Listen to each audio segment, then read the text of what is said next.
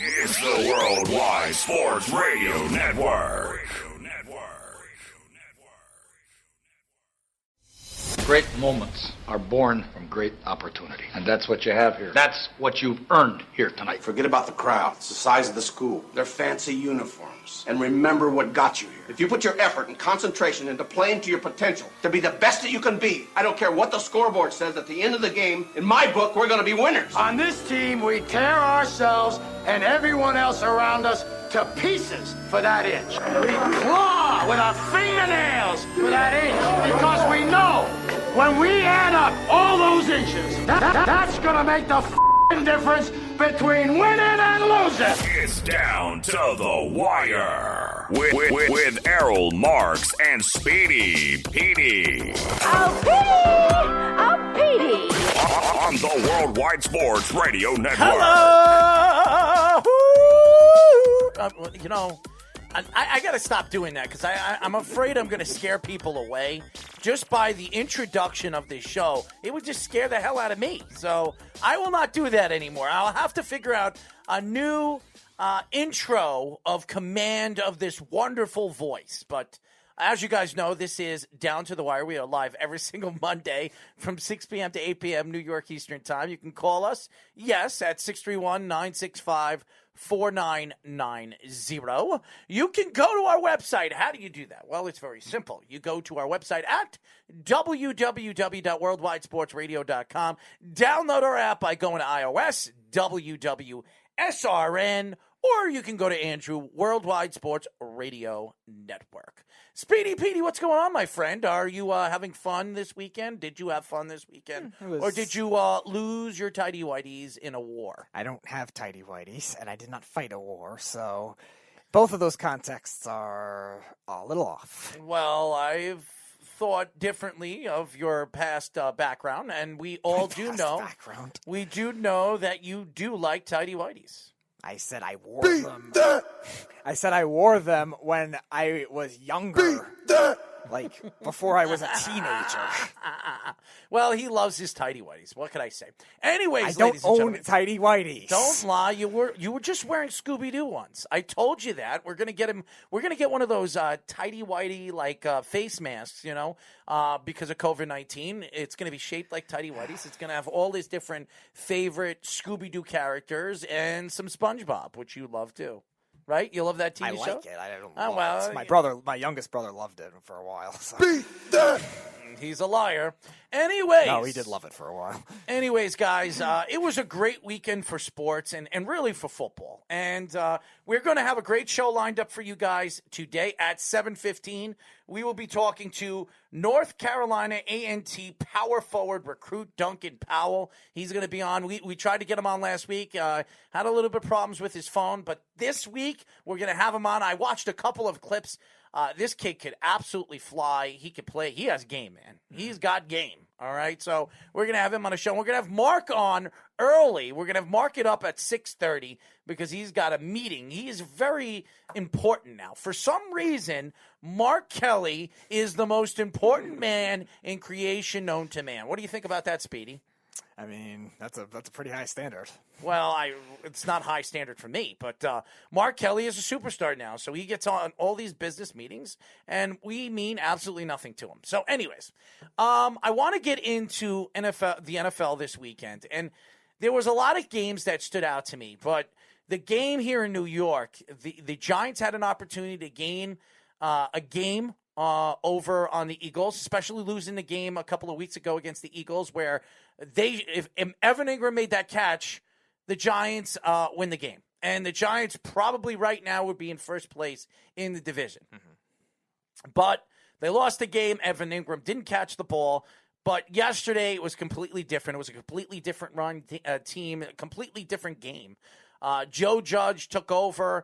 And he's really solidifying himself as a head coach for the New York Giants. A lot of Giant fans, they didn't know who he was, including yours truly. I couldn't stand the fact that the Giants brought in a guy that nobody's ever heard of. He was I guess, a wide receiver coach over there with the Patriots for almost 7 or 8 years.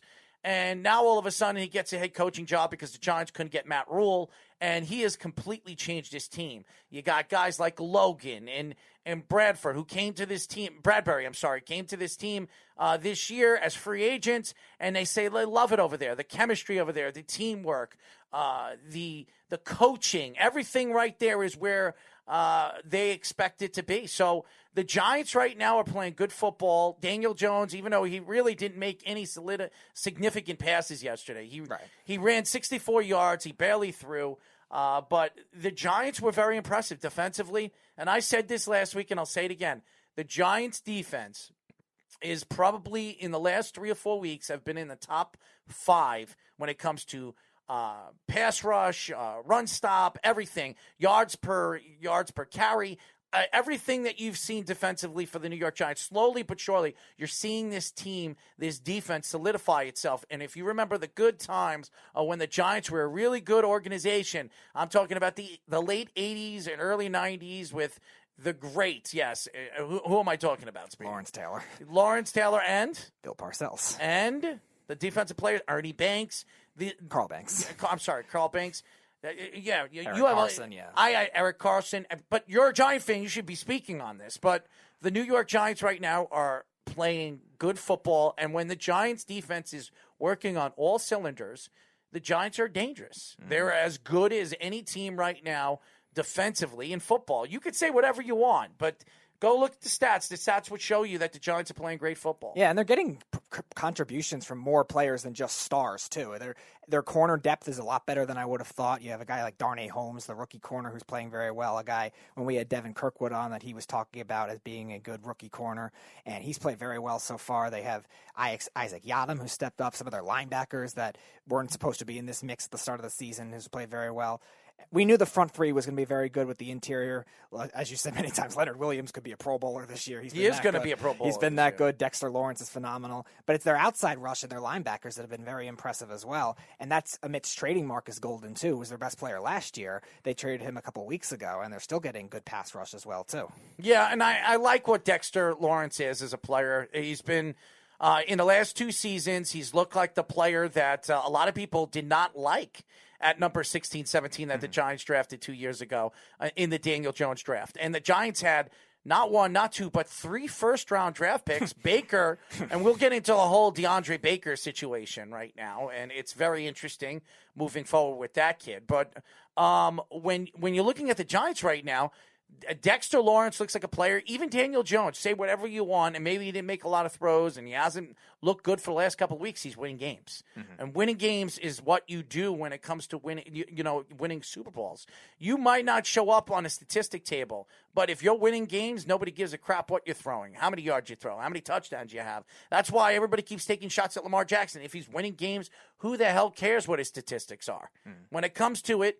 You look at Joe Flacco. Was Joe Flacco one of the most talented quarterbacks in the NFL? The answer is no. But he went on one of the greatest runs in NFL history as a quarterback, and he won a Super Bowl. And what did he get? He got a lot of money. He got a lot of money from the Baltimore Ravens because he won them a Super Bowl practically by himself. As a 4 seed. And yes, they had a good defense, but that wasn't. Their defense was not looked at as the strength of their team. It was really their offense and what Joe Flacco was doing in the playoffs. Right.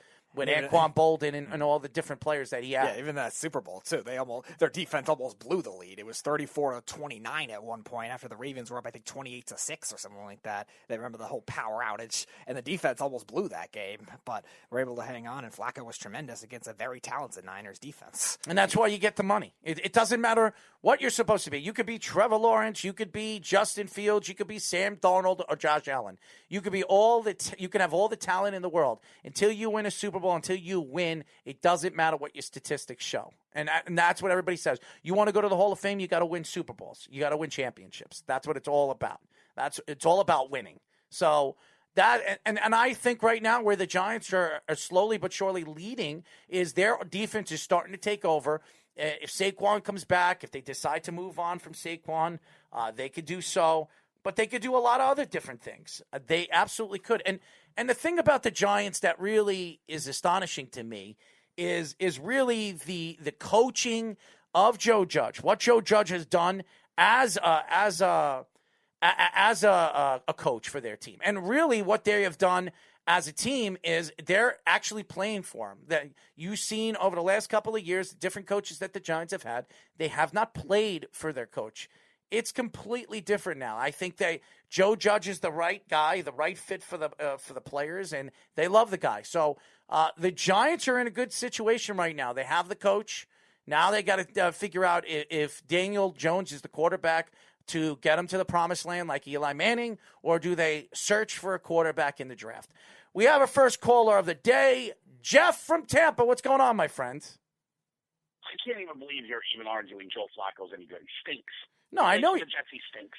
Listen, all I'm saying is it's all about winning championships. And Joe Flacco, he'll be remembered as what he did all the way to the Super Bowl and knocking off the 49ers. The old version of Joe Flacco is pretty good. The current version of Joe Flacco should be playing for the Cowboys. That's how bad he is. Yeah, he's not good. And we all know that he's not good. But I will say this. When you look at the big picture of where Joe Flacco was and what Joe Flacco has done, he won a Super Bowl. You could say whatever you want about him as a player, what he's doing right now in the NFL. He won a Super Bowl, and that's why he got that big, huge contract, one of the biggest contracts in NFL history. Well, the reason why was going on that run and winning that Super Bowl for the Baltimore Ravens. So I'm not saying Joe Flacco's a Hall of Famer because he's not, but there are quarterbacks that we've seen over the years. All you need is to have one of those runs, and Nick Foles being one of them, and you can win a Super Bowl, and you'll be remembered for that, and for not only from the organization, but for what you did in the Super Bowl as a player for the rest of your career. So, but go ahead. I know you wanted to talk about the DeAndre Baker thing. Yeah, I wanted to know how Speedy feels about his team just giving away their first-round pick.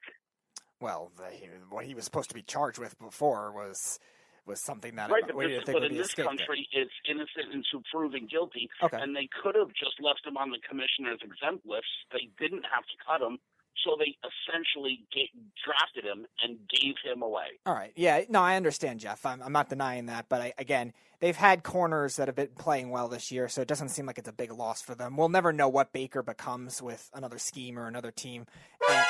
And you got to. You don't think giving away a first-round pick is a big loss? Well, giving it away? No, it's true. It's just as bad as drafting it poorly too. But remember, Baker wasn't that good as it was, so I don't really think it's a downgrade. No, this is worse than drafting poorly.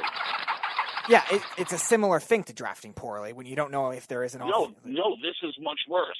At least you can say, "Hey, man, we tried." When you draft poorly, this is, "Hey, man, we gave up." Bingo! Okay. But again, with the corner depth that they've had this year and the defensive scheme they've had, I don't really miss him as much. If he develops well on another team, congratulations. All right, maybe it made it work. That doesn't mean he was a big guarantee to develop on the Giants in this new system.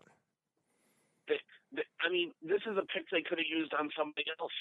They I know. are literally just giving someone away. Jeff, I'm not denying they botched the pick. I didn't love the pick either at the time. I'm just saying. I like the pick. I know you did. This is as big of a joke as the Minnesota Vikings not getting the pick in on time, so they forfeited. That's what this is. They forfeited their draft pick. Okay, that's fair. But again, it hasn't hurt them in terms of their current state. I don't think DeAndre Baker on the Giants defense is going to make that much of a difference either way. I mean, that defense is already pretty good. It could make it a really, really good defense to have a first. I don't think that would sway it that much. I don't. Because they have corners that are playing well. Because corners don't matter in the NFL. They do. I'm saying the Giants have had good young corners. But how do you know that? What he's saying is, well, how do you know that DeAndre Baker doesn't become a superstar? Then you lose a superstar for nothing. That's what he's saying. It doesn't matter how good Logan is. It doesn't matter how good Bradbury is. In the end, those guys are veteran players. This guy, DeAndre Baker, is, 20 years old, 21 years old? He's a kid. He's probably 23 or 24. He's still a kid. He's still a baby. And he still hasn't even really developed yet. And when he gets the opportunity to develop, and if he develops on another team, you'll regret it. The Giants will regret just dropping him and not putting him on the exempt list and maybe getting something for him if they didn't want him to play for the organization anymore. If the other corners, though, were getting torched outside of Bradbury and Ryan, Ryan, like you're saying. If they were getting torched, I'd understand that. But Logan Ryan got a 1-year contract. What are you going to say when Logan Ryan is gone next year because he goes somewhere else, right? And then you have nobody at corner, and then you're bitching about not having anyone at corner. But the other corners have played well, is what I'm saying. Right now, it might work right now, but you gave away 3 more years of this kid. Okay. Gave it away. And again, if the other corners regress next year, I'll maybe look back at it. But right now they're playing well where I don't think DeAndre Baker, whether he's the number 2 corner or number 3 corner in a regular rotation, because obviously Bradbury's the number 1, I don't know if it makes a drastic difference in terms of making the defense that much better or that much worse either way, depending on if he would have fit that scheme, which we don't know. I mean, a terrible move like this, and it is terrible, even though you're trying to sugarcoat it, right? Does this make Giants fans hate Gettleman more or like him more? Well, we knew he was already had some question marks as it was, but again, he's made up for it with other good players drafted on defense. So the team defense as a whole is still deep and deeper than I would have expected. They're well coached, so he's made up for it in other areas. I don't love Gettleman, but I'm not going to say he's like one of the 5 worst GMs in the NFL right now. I mean, listen, I think it's a terrible mistake. Like a terrible mistake. I know, but you were taking shots at DeAndre Baker. Oh, look who they drafted. This guy's going to go to jail for 10 years. Now all of a sudden he gets the whole thing gets dropped, and now the Giants made a huge mistake. So you're right, Jeff. I was really only doing that because I wanted to crap on Speedy that day. I know. That's what I do. It's just fun, right? I know. But, I mean, they could have left him on the commissioner's exempt list, right? But because they did that for, the conduct unbecoming thing or whatever, the player's contract. But they could have just left him on the commissioner's exempt list until the whole thing played out. I mean, This dude had been saying, listen, to his credit, this dude had been saying he didn't do it the whole time. And listen, everyone that's guilty says they didn't do it. But there was no need to rush like Gettleman did to get him off your team. Gettleman has made mistakes. You see what Gettleman has done.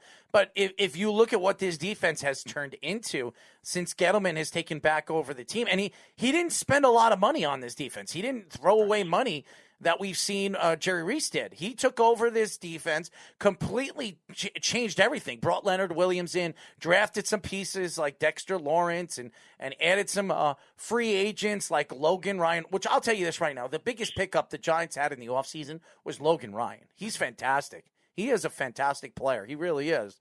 And if the Giants are smart, he should be number 1. He should be the number 1 guy they sign next in the offseason. He is a very important piece for the Giants moving forward if they have any chance in the future for a Super Bowl. I wonder, do you guys know what the implications are for the Giants' salary cap with DeAndre Baker? Do they still have to carry his whole rookie contract now for the next 2 years? I don't think so. I don't know. I really don't know. Speedy, look that up. I mean, that's your job. But I don't know. But the whole interesting thing with DeAndre Baker now is there are a lot of teams now looking at him. He's really a free first-round draft pick. He is available right now. He's still a young guy. I know he's a little wet behind the ears and all the different things that have happened to him in the last year and a half. But now this kid who was a shutdown corner in Georgia, he is a free agent. He can go wherever he wants, and he can really solidify a defense for the very, very near future. I mean, maybe this will be the blueprint for Trevor Lawrence to get out of playing for the Jets. Maybe he'll just catch a gun charge and get released. You're an idiot. You're so stupid. But yeah, they have a dead cap of 4.75 for this year, which I expected. But after that, it's only 2.83. He's 23 years old. He's still a baby. This kid's a baby. So they're carrying $7 million worth of dead cap space on this kid. Right, but I knew they would this year. I didn't know if they would after that. When they could have just kept him on the exempt list, and then when all of this, was done, because they're still going to have to pay him, he got guaranteed money as a first-round draft pick. So that is a bonehead move. Why not just keep him on your roster until it plays out? Well, we'll have to see how they spend that money too, and if that affects them from getting a big player or missing out on a big player. It has nothing to do with spending the money. They're paying him anyways. Is the point? No, I know. I'm just saying. I'm judging where that money is lost in whatever contracts they end up signing. Yeah, but here's another thing. Speaking like getting off the New York Giants and going into the Eagles. Carson Wentz, this is another bad season for Carson Wentz. Yes, he doesn't have the weapons that everybody thought they were going to have this year. The wide receivers are hurt. The injury reports are just piling up, not only for the Eagles, but so many different teams. 49ers being another team that's just compiled with unbelievable injuries. So you look at Carson Wentz. Do we see Jalen Hurts this year? Do we have the opportunity to maybe see the future quarterback of the Philadelphia Eagles, or do they just believe Jalen Hurts is another Tatum Hill, a guy that is only going to play for certain? But why would you draft a quarterback in the second round if you really don't think that he's going to be a starting quarterback for your organization moving forward? It doesn't make any sense. So obviously, if they really believe that Jalen Hurts is going to be the future quarterback of this team because Carson Wentz just can't cut it, well, then let's see him on the field. Let's see what he can do. Let's see his development. I mean, it doesn't matter. It's the NFC East, and they're an abomination and an absolute embarrassment to the NFL, and they shouldn't even be in the league. None of them. The only story worthwhile in the NFC East is the fact that Alex Smith is even playing. That's a miracle. Oh, it's incredible. Just give him comeback player of the year right now. He's incredible. He's played great. The problem is he's playing for a crappy team. The rest of it's an abomination. Like they don't even deserve a playoff spot this year. It's terrible. Well, listen, I'll say this again. Whoever comes, if the Giants get out of the NFC East and they make it into the playoffs, that defense could surprise a lot of people and win a game. I really do believe it. That defense could put pressure, cause a lot of havoc on the inside. They really could. 4-3, Leonard Williams has been killing teams, getting inside with the guards, and he's been really he's playing at the top of his game. I haven't seen Leonard Williams play this well since his rookie season with Muhammad Wilkerson and Sheldon Richardson on both sides of the line. I mean, we saw what Leonard Williams could be, but now that he's playing in a 4-3 defense, which we've been saying that he would fit best in a 4-3, just like I believe Quinn Williams will be a beast in the 4-3. If you think Leonard Williams is a beast. It goes back to the Jets, doesn't it? Well, I'm just telling you. I'm just saying that the Jets made a huge mistake. Now, you're really putting their players in the best position to succeed. Which is weird because Greg Williams is always a 4-3 guy with the Rams and with the Saints. So it's kind of weird he wouldn't switch. It doesn't make any sense, but now you're seeing Leonard Williams slowly but surely develop. And Leonard Williams is a Pro Bowl player this year. He'll make the Pro Bowl this year. You watch. He's going to make the Pro Bowl. I mean, he's one of the league's best right now in tackles by yards lost. I mean, he's been very, very good. And the Giants defense, I'll say it again. In the last 4 weeks, tell me besides maybe 3 or 4 teams who's been better than the New York Giants in the last 4 weeks. And the answer is very few. The Giants defense has been very, very good. Yes, they're not playing top-end teams. If you go and look at the 4 teams that they beat, they weren't amongst the league's best. But you're playing in the NFL, and you can cut a team down for a certain amount of points and dominate the line of scrimmage. It's pretty impressive with a bunch of young players. The teams play down to teams. Well, I'm not saying the Giants' defense is no good, right? So don't really take it that way. Mm-hmm. But because they have played some good teams pretty well. They played the Buccaneers very tight and very well, and that was a hotly contested game. But don't you think playing in that division could certainly hide a lot of the warts that could be on that Giants defense? Because they are playing inferior competition most weeks. Right, but they're the only defense in that division that has played above their standard this year. The Eagles have been down. Some of it's injuries, okay, but they've been down with players that normally, especially their pass rushers that normally play well that haven't. We all know about Dallas's defense, how terrible it is. And Washington's defense probably has been about where it should be, but it hasn't been the big leap like we expected for the young players either. But the defense isn't playing a defense. The defense is playing all those terrible offenses that are in the NFC East. Mm-hmm. Right, but so is everyone else. So are the other defenses, is what I'm saying. And the other defenses haven't been these top-tier defenses like the Giants have been.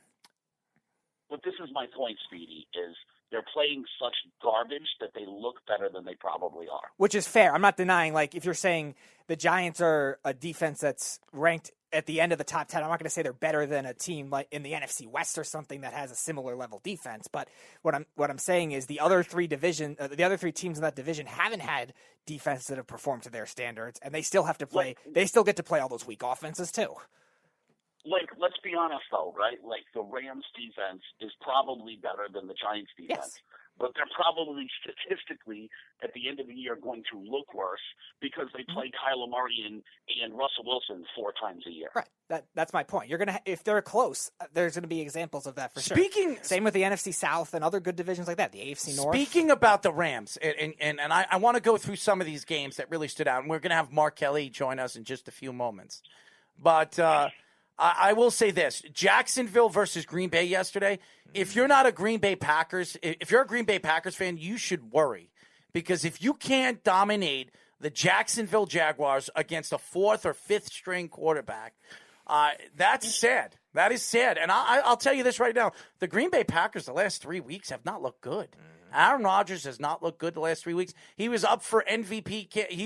To me, it was either him or Russell Wilson. He is completely out of the discussion now as the MVP of the National Football League. He really isn't. Right now, it's Russell Wilson, borderline Russell Wilson. It's probably Patrick Mahomes right now, or one of the running backs. You could give it to Cook or somebody like that, too. I mean, Russell Wilson, and that's another thing. Russell Wilson, the Seattle Seahawks, where they were one of the hottest teams in football, they were one of only 2 teams that were undefeated until they lost against Kyler Murray on Sunday Night Football.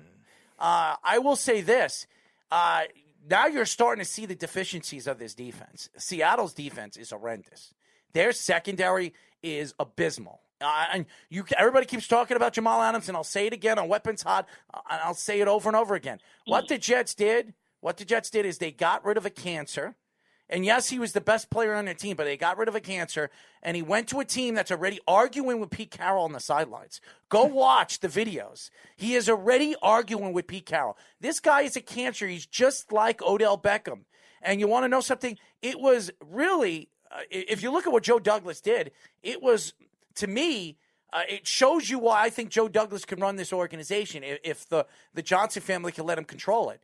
The guy got 2 first-round draft picks, a 3rd round, and Bradley McDougall, which they can trade in the offseason and get something back for him. You could get potential 4 draft picks and 3 of them high draft picks, guys that could solidify your team for one guy that's a cancer that's going to want $90 million.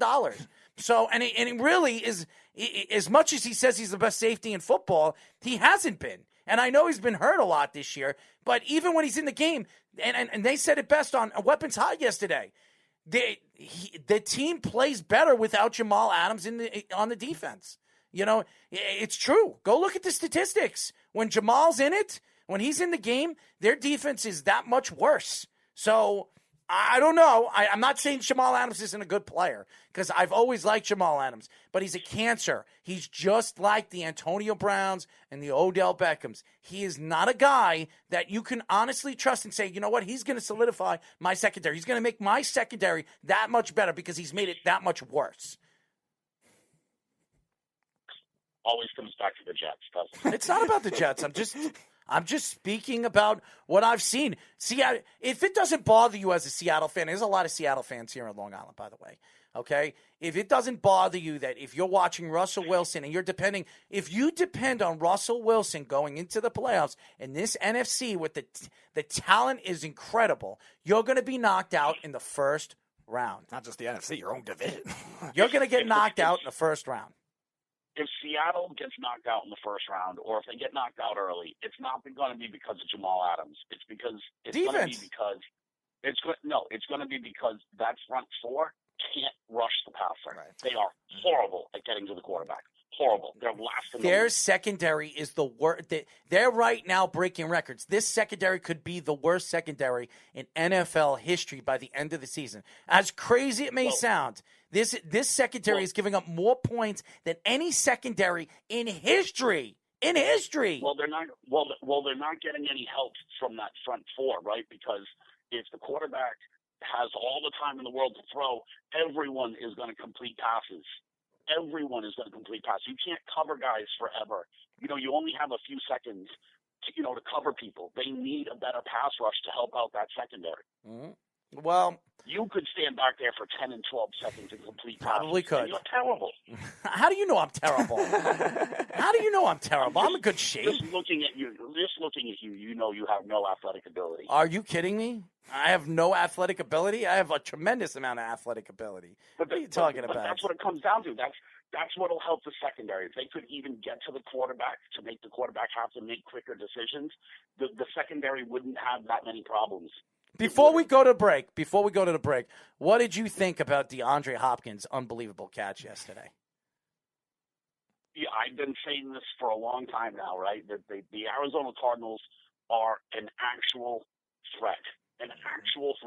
People forget that last year they lost 5 games last year in the last 30 seconds of each game. 5. That's really good teams. That's incredible. That's an incredible amount of close games. So they were competitive last year, and now by adding DeAndre Hopkins, it's put them over the top, and they are a really good football team now. Oh, and Kyler and Kyler Murray. Everybody, I don't know what people are saying. Kyler Murray has looked worse this year. Josh was saying. I think Josh said that. Yeah. He's out of his mind. Kyler Murray has looked better, way better this year. Well, Kyler Murray must have hurt him this week. Well, whoever Josh is, and I have no idea who that, he should be banned from watching sports because I don't know what he's seeing. I mean, Kyler Murray has gotten tremendously better, and this guy's going to be an MVP candidate for many, many years to come. He's fantastic to watch, and the way he finds very quietly have drafted well the last couple of years because Kyler Murray's been really good, and Isaiah Simmons is playing really well on the defensive side of the ball too. He had one of the best individual efforts I saw in one of the plays in that game. He almost sacked the quarterback that he turned around and tackled the guy on the screen pass.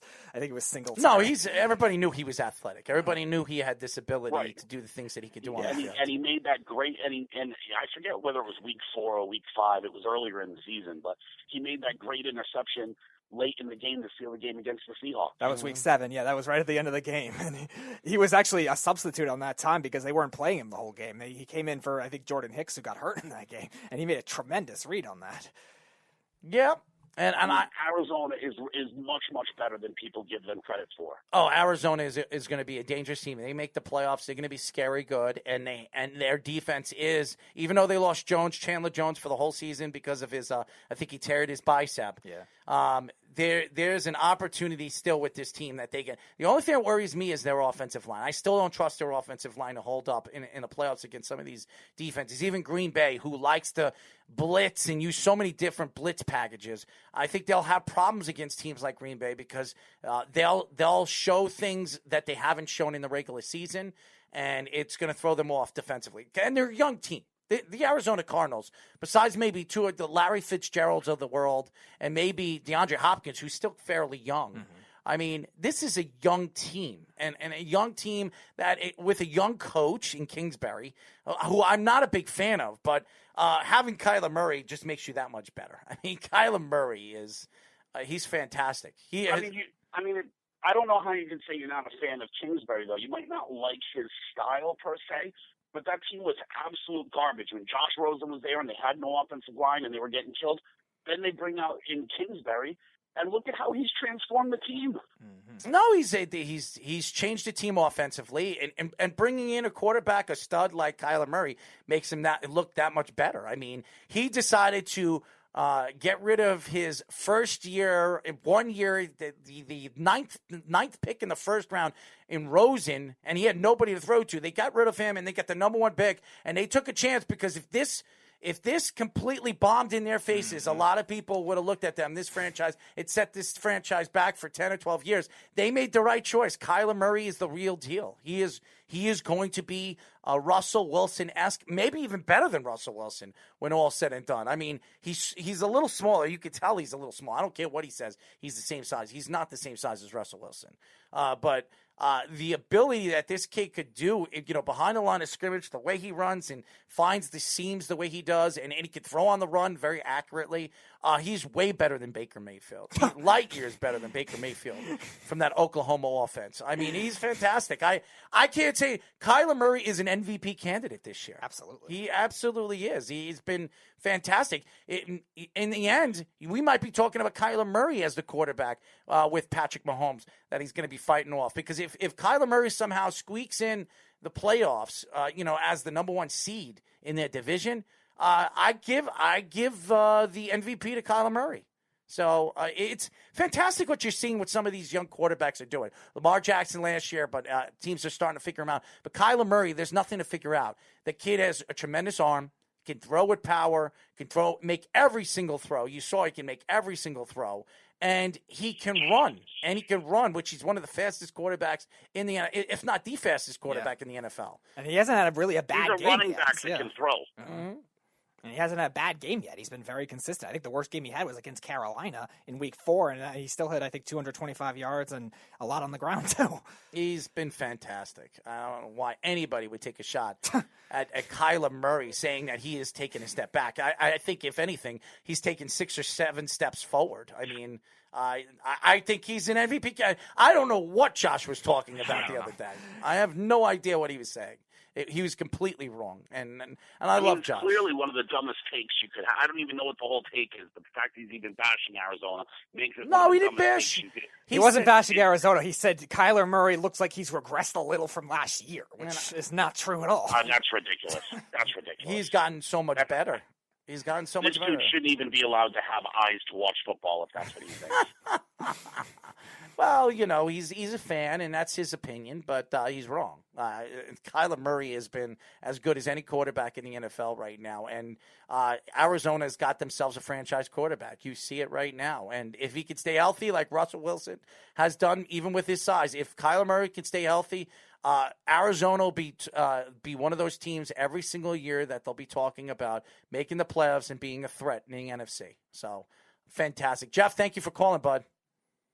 Yeah, always appreciate your time, guys. It's always fun, and I'm glad there was no Cowboys talk this time.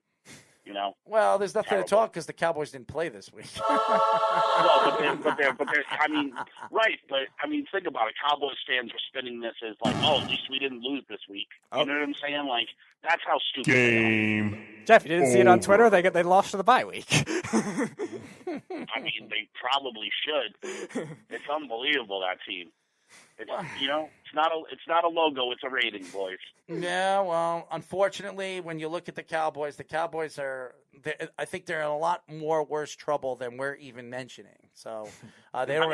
I mean, they're the perfect team. Their team perfectly represents what their fan base is. Trash. Jeff, thank you, man. Thank you for calling. Jeff from Tampa, ladies and gentlemen. Well. And you know what? He gave us some good insight.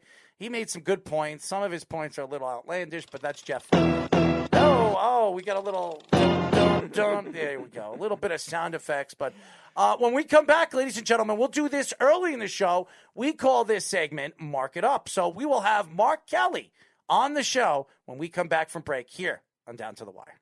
You're listening to the Worldwide Sports Radio Network. You're listening to Down to the Wire on the Worldwide Sports Radio Network. As you guys know, this is Down to the Wire. Remember, you can call us at 631-965-4990. You can go to our website at www.worldwidesportsradio.com. Download our app, ladies and gentlemen. Go to iOS. All you have to do on iOS is put in WWSRN, and on Android, Worldwide Sports Radio Network, ladies and gentlemen. Well, ladies and gentlemen, we have our important guy. We finally got him on. What's going on with you, Speedy? You control the board. I'm controlling this. You control the sound. Why do you screw up all the time? I'm even helping you out, do your job, and you're still screwing up. I don't know what's wrong with you, Speedy. Anyways, we have, we call this segment Mark It Up. We have Mark Kelly on the line, so Speedy, hit it. This is Mark It Up. All right, Mark, what would you like to talk about today? Hey guys, how you doing? Sometimes, Errol, when you talk to Speedy, I think of Snoopy and Woodstock. I like Woodstock always gets hit on the head with the football and crushed with the football, and he's so much smaller than the bigger, more dominant Snoopy. That's the image I get with you two. Well, here's what bothers me about Speedy. I told him I'm going to show him how to use the board and completely tail out of the music, and then he doesn't even shut the music off when I'm taking the board down. And then I put the board back up for you to speak because you're connected to the board, and I still hear the music. I mean, that's his job, and I'm trying to help him. So it really annoys me when he doesn't concentrate. He concentrates to detail. But what would you like to talk about? Yeah, so I saw you. Actually, I did see you last night. I caught the end of CK's show. The Jets, the hot wire or the hot Weapons hot mic or whatever. Yeah, but I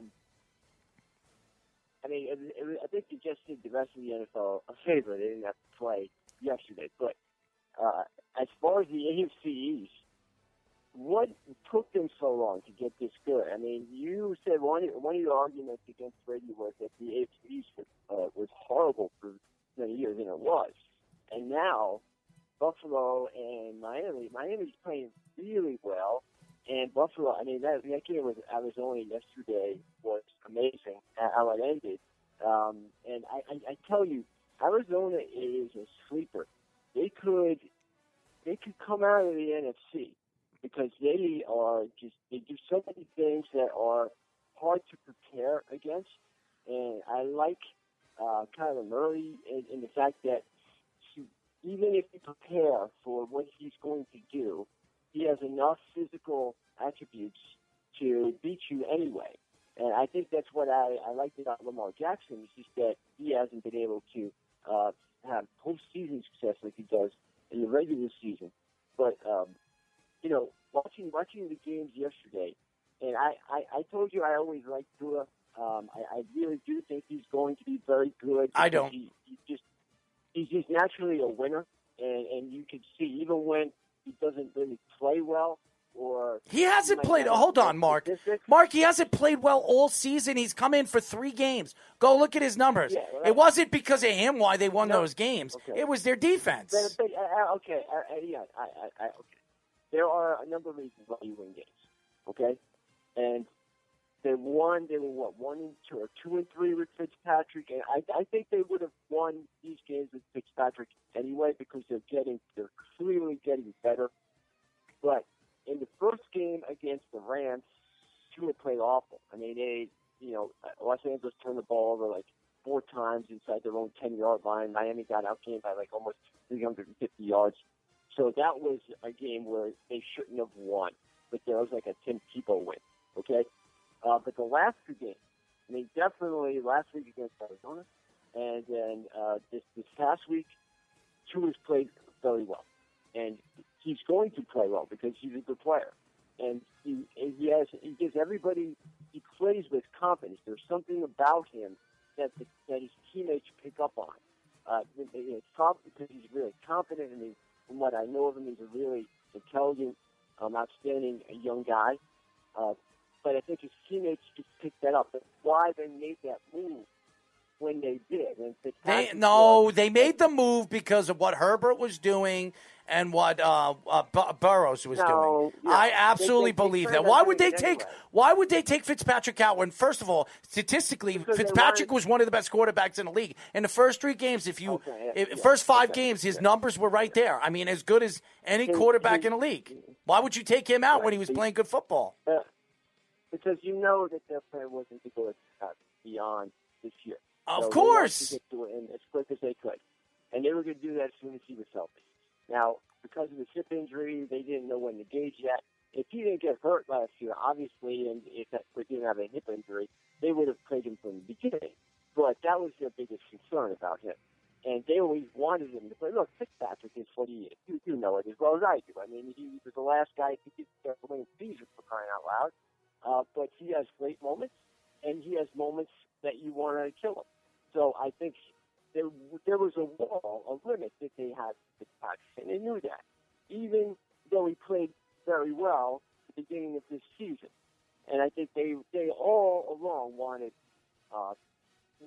him to get in, wanted Tua to get in. And now that's fine. And I just don't think, I don't care what anybody says, and Carl says Tua is solid, Errol. And that's your opinion. I don't really think he's any good. I think he went to the perfect team, Brian Flores, who I think First of all, being that Tua is from Hawaii, he likes the hot climate. The superstardom, who he is, coming from Alabama.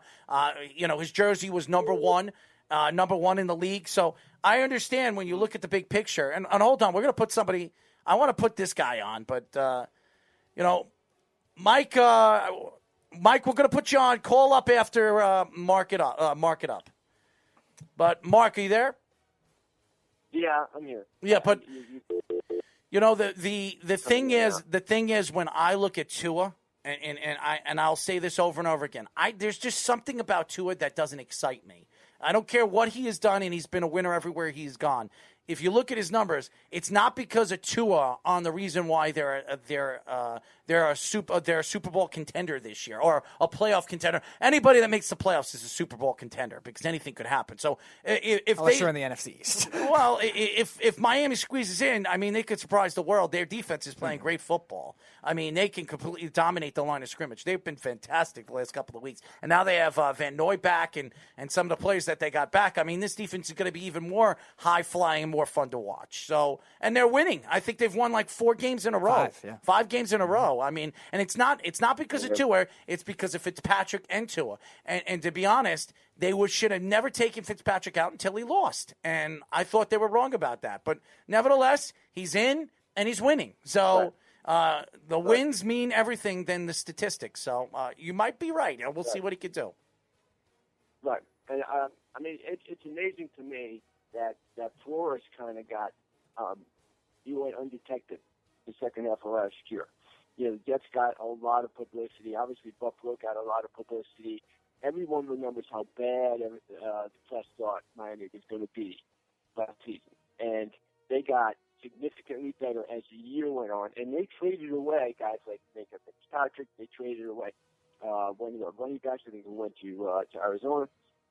Kenyon so Drake. they gave away they gave away a lot of talent, and they still stay competitive. Yeah, well, I just wonder, why can't the Jets find a guy like Flores? I mean, oh my God, he's from the Patriots. Do you think Brian Flores would have been coaching for the Jets? Everybody else from the Patriots has been awful. Matt Patricia has been awful. I mean, any coach that came out of that season, Joe Judge has looked pretty good. Has not won. Joe Judge has looked pretty good. Joe Judge has won 3 games. So what? And he could, in his first season, and it doesn't matter what their record is. It doesn't matter. In his first season, he can make the playoffs. As far as I'm concerned, it doesn't matter what his record is. If he squeaks into the playoffs, he is a Super Bowl contender. Anybody that makes the playoffs is a Super Bowl contender because anything could happen.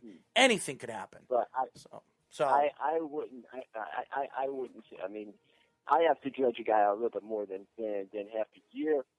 If Joe Judge makes the playoffs with a 5-11 or 6-10 record, at least he makes the playoffs. That's all I can say.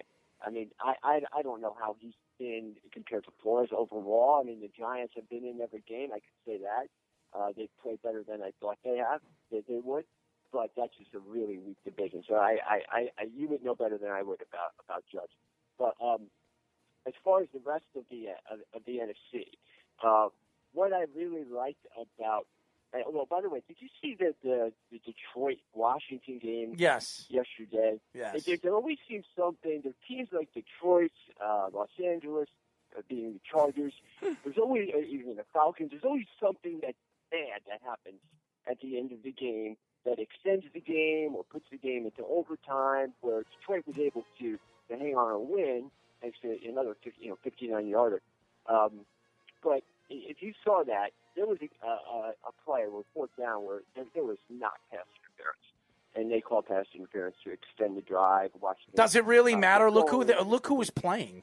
Who cares? It was Washington and the Lions. I mean, the Lions all the time. It doesn't matter. None of those teams are going to be anything. I mean, they're no, but it's just typical because I'm watching the game and I was about to go out. Step out for a minute. I'm like, let me just see the end of the game. And then, of course, they get extended for like 20 minutes because of a fourth down pass interference that never should have been. But things like that happen in Washington. Things like that happen to the Jets. Things like that happen to the Falcons. Things like that happen to the Chargers. It just seems to be... things like that happen to the Lions. Well, it well, happens. there was something, That- Mark. There was something significant that happened yesterday in football, and that was Drew Brees' injury. Yeah, and he could be out for a significant amount of time. They just had an MRI. If he broke anything or fractured anything, he could be out for a couple of weeks. He might not be back until the playoffs, and that could really hurt their seeding or even making the playoffs, especially in the division that they're in. So, what are your thoughts to that? Mm-hmm. Yeah, actually, you telling me that, I've been so enamored. I've been nonstop working since the last sports thing I saw was the end of the Buffalo-Arizona game yesterday. Then I've had this big project that I've had to do. Literally, I have not stopped working in the last 24 hours. So I didn't even know that. So that's news to me. How did he get hurt? He got hit in the helmet by one of the Niners' backup defensive tackles and punctured his lung. I think it was the same thing Tyrod Taylor had, except obviously being a contact injury. And the helmet, the top of the helmet went right into his ribs. You cannot depend on Jameis Winston, okay? If you're going to put all your eggs in Jameis Winston's basket or whatever his crab leg basket, you're never going to come out winners, okay? And I'm a Florida State fan. Jameis Winston is a bust. I would take a chance with Tatum Hill before I take a chance with him. Even though he's more of a gimmick quarterback, that's what he is. Hill is. Right, so he is. yeah, but maybe he could surprise people like Jeremy Lin did for the Knicks for a couple of games and show people that maybe. No, I'm just saying. Taste sanity. Yeah, well, maybe maybe it could change. Maybe it could change the outlook of this team and how they run their offense. When Drew Brees comes back, you can use him more. So I don't know, but that's a huge loss. Here's the thing, Errol. I mean, there was a time. I know you remember Jim Plunkett. I don't know if Speedy does, but I know Jim the name. Plunkett was, Raiders quarterback. for most of his career, considered a bust. You know, he was a number one pick. He was a bust with the Niners, with the Patriots. Then he goes to the Raiders, his third team, and he wins 2 Super Bowls. Okay, there have been guys throughout their career. There's another quarterback that played with the Raiders in the early 2000s with Jerry Rice, a team that beat the Jets in 2000. They wound up going to Rich Gannon. He's a guy that was kind of a guy that hung on, really not a very good quarterback, and then he just kind of picked it up toward the end of his career. Testaverde was pretty much a bad quarterback with Tampa Bay, went to Baltimore and Cleveland, got a little bit better, and then, he was one of 2 Jet quarterbacks to win a division title. So you never know how a guy, when he gets to sit and learn and watch. Oh, give me a break. Jameis Winston stinks. He stinks. No matter how much he's sitting down right now and learning behind Drew Brees. Drew Brees has not been at the top of his game all season long because he hasn't had his weapons. And we haven't seen Drew Brees at the top of his game for about 2 years. So Jameis Winston sitting down, he was under one of the best offensive minds in the NFL and Bruce Arians, and he screwed up how many times? 30 touchdowns and 30 interceptions with 5,000 yards, which makes absolutely no sense. To me, Jameis Winston is a bust. He's a waste. He's another Marcus Mariota. He's never going to amount to anything. So in my eyes, the thing that stood out to me, especially with the quarterback position yesterday, was really the facts on what the Saints are going to do moving forward.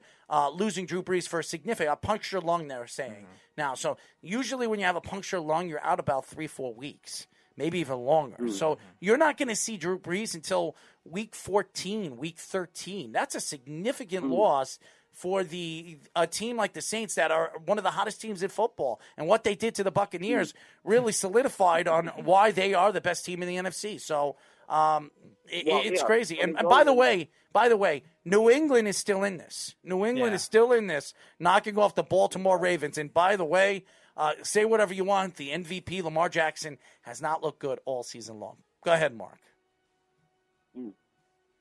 Well, look, the only reason why I said Winston was because there's been a case to be made for other guys that were down and out and considered losers, and they made the most of their second chance. So you never know.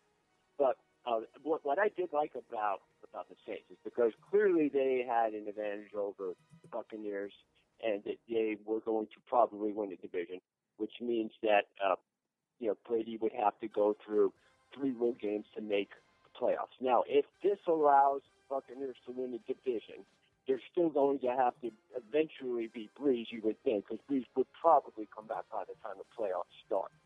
And no matter where that game is played, since they got. But you know, and I know, when you're off the field for a significant amount of time, it takes you a couple of weeks to get back into the game. If you're going to come back at the end of the season and go right into the playoffs, that's not a good sign for Drew Brees. It's not a good sign for any quarterback. So you're wrong, Mark. I would think you're wrong on that. Obviously, I'm not saying it's easy. I'm just saying that if he comes back, they've already beaten Tampa Bay twice. So the NFC's been so hard to predict. And you know how hard it is, and you know, and you're a statistic guy. You're a statistician. How many times have we seen in the last 10 years a team beat a team 3 times in one season?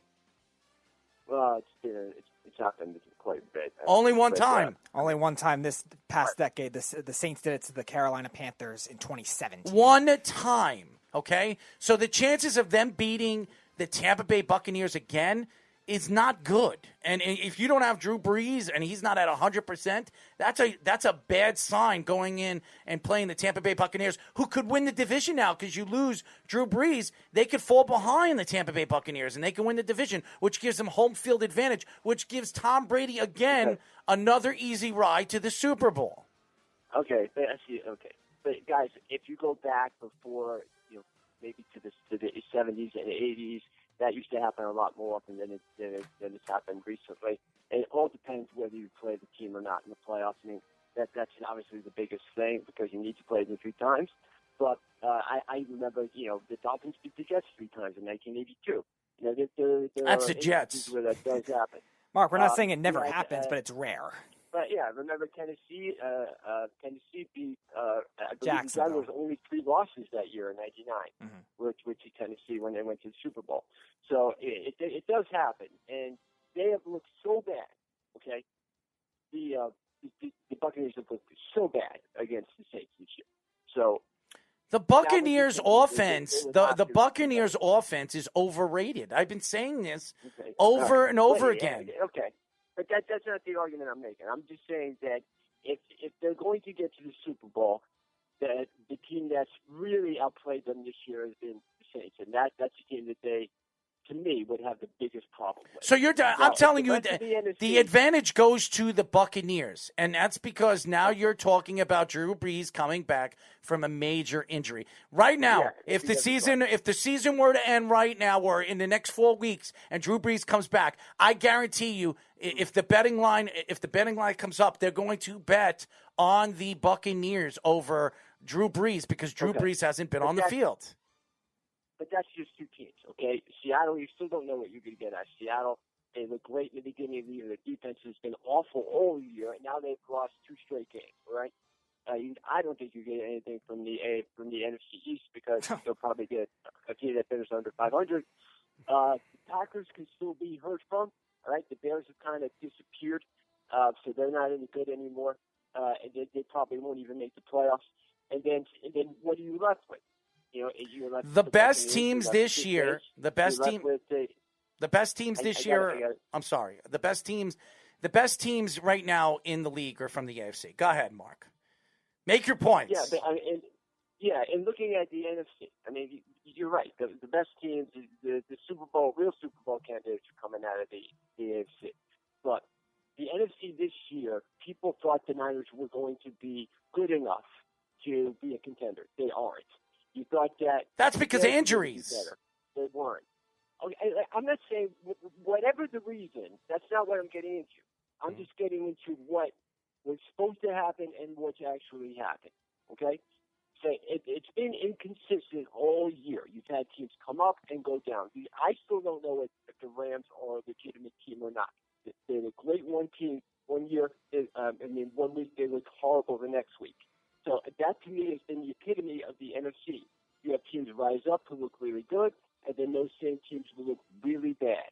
I mean, the Buccaneers, the Seahawks, the Saints, they've all been in that category of looking good and bad at the same time. So more than any other year that I can remember, the NFC this year is a real crapshoot going into the playoffs, where you're going to have whichever hot at the time that the playoffs start they're going to have the advantage. Beware. Is that necessarily true, though, if they're all of the phasey like Giants. this? What was the question, Speedy? I said, is that necessarily true, though, Mark? If you're saying they're all phasey like this, they're good and then they're bad and then they're good and they're bad, it might not matter who's hot. It just matters who's well-rounded, and the Saints are well-rounded. Again, you generally, right, the team that kind of rounds off and heading into the postseason, that hot time, like 3 or 4 weeks, will probably carry them into Super Bowl. I like Arizona. I think they've been the most consistent of all the teams. They haven't been too high. They haven't been too low. They've been in just about every game. I think they possess weapons that's going to make it hard to prepare for. So that's what I would say my sleeper would be in the NFC, judging by seeing them play almost every week. That they beat Seattle, they can drive toward the end of the game. They got a pretty good defense. That's who I would like. But if there's going to be another team, if there's going to be a Green Bay, or if there's going to be, Brady and the Buccaneers are going to get there, they have to start playing a lot more consistently, and nobody in the NFC has so far. Well, I think the Saints have. I think you're wrong about that. I think the Saints have been consistent, even with the injuries that they've had and losing Michael Thomas for a couple of weeks and all the inside and out stuff that Michael Thomas wants to be traded. They're still winning. They're still have a fantastic record. Losing Drew Brees, let's see what this team could do with a Jameis Winston or a Hill running this offense. If you could stay somewhat 500 before Drew Brees comes back, you're still a dangerous team. It just scares me. Drew Brees coming back before the season is over, going into the playoffs and have to play Tampa again, where the Tampa Bay Buccaneers, they're going to have a vendetta, and they might have home field advantage now knowing that Drew Brees could be out a significant amount of time. They're only a game behind right now, the Saints. If the Saints lose a game and they win, they lose the division. And then Tampa and the Tom Brady's, they have home field advantage all the way to the Super Bowl, which, it benefits the Tampa Bay Buccaneers. So I disagree. I still think that losing Drew Brees is really going to affect them. I still think they're going to make the playoffs. I still think the Saints are too talented. But the team that's the sleeper of my, when I look out and the scary part of the NFC is the LA Rams. I don't like their quarterback. But their defense could be at the top of the game. They have to me, the most prolific defensive lineman in all of football, the best defensive player in football, and Aaron Donald. They have arguably the best corner in football in Jalen Ramsey. I mean, this defense is playing on all cylinders right now. Say whatever you want, that week in and week out they don't play well, but this team can get really, really hot, and they do have a quarterback that can make every single throw. They have a coach that can make the plays, and they have a defense now that really doesn't have any weaknesses. So I think they're dangerous. I think the Rams are the dangerous team, and I think they're my sleepers coming out of the NFC. We were talking about the Giants defensive coordinator potentially being up for a head coaching job. Look out for the Rams one, too. He's done a fantastic job this year. Mm-hmm. Well, the thing about the Rams is that they've been there already. They've made it to the Super Bowl. They know how to win in the playoffs. So, you're right, Errol. I think that the Rams have been very hard to diagnose week by week. They've looked very bad on some weeks.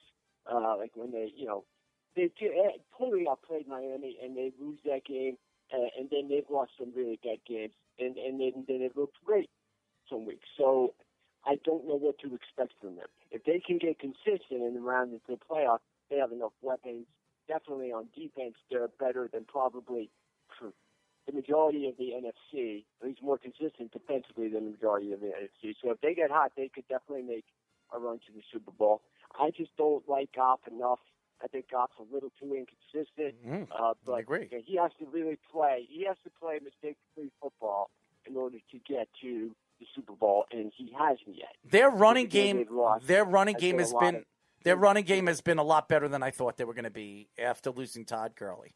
They've played a lot better last couple of weeks, and their offensive line, which is an old offensive line, has played very well. So, go ahead. Well, why do you think the Niners are talking about getting rid of Garoppolo? I mean, do you think that's something that they... Because they want Sam Darnold. Because they want Sam Darnold. That's what they want. Oh, God. I'm telling you, that's what they want. And I wouldn't be so surprised if you hear that Sam Darnold gets traded to San Francisco, because I could see San Francisco giving him 2 second rounds and a third, or maybe a late first round.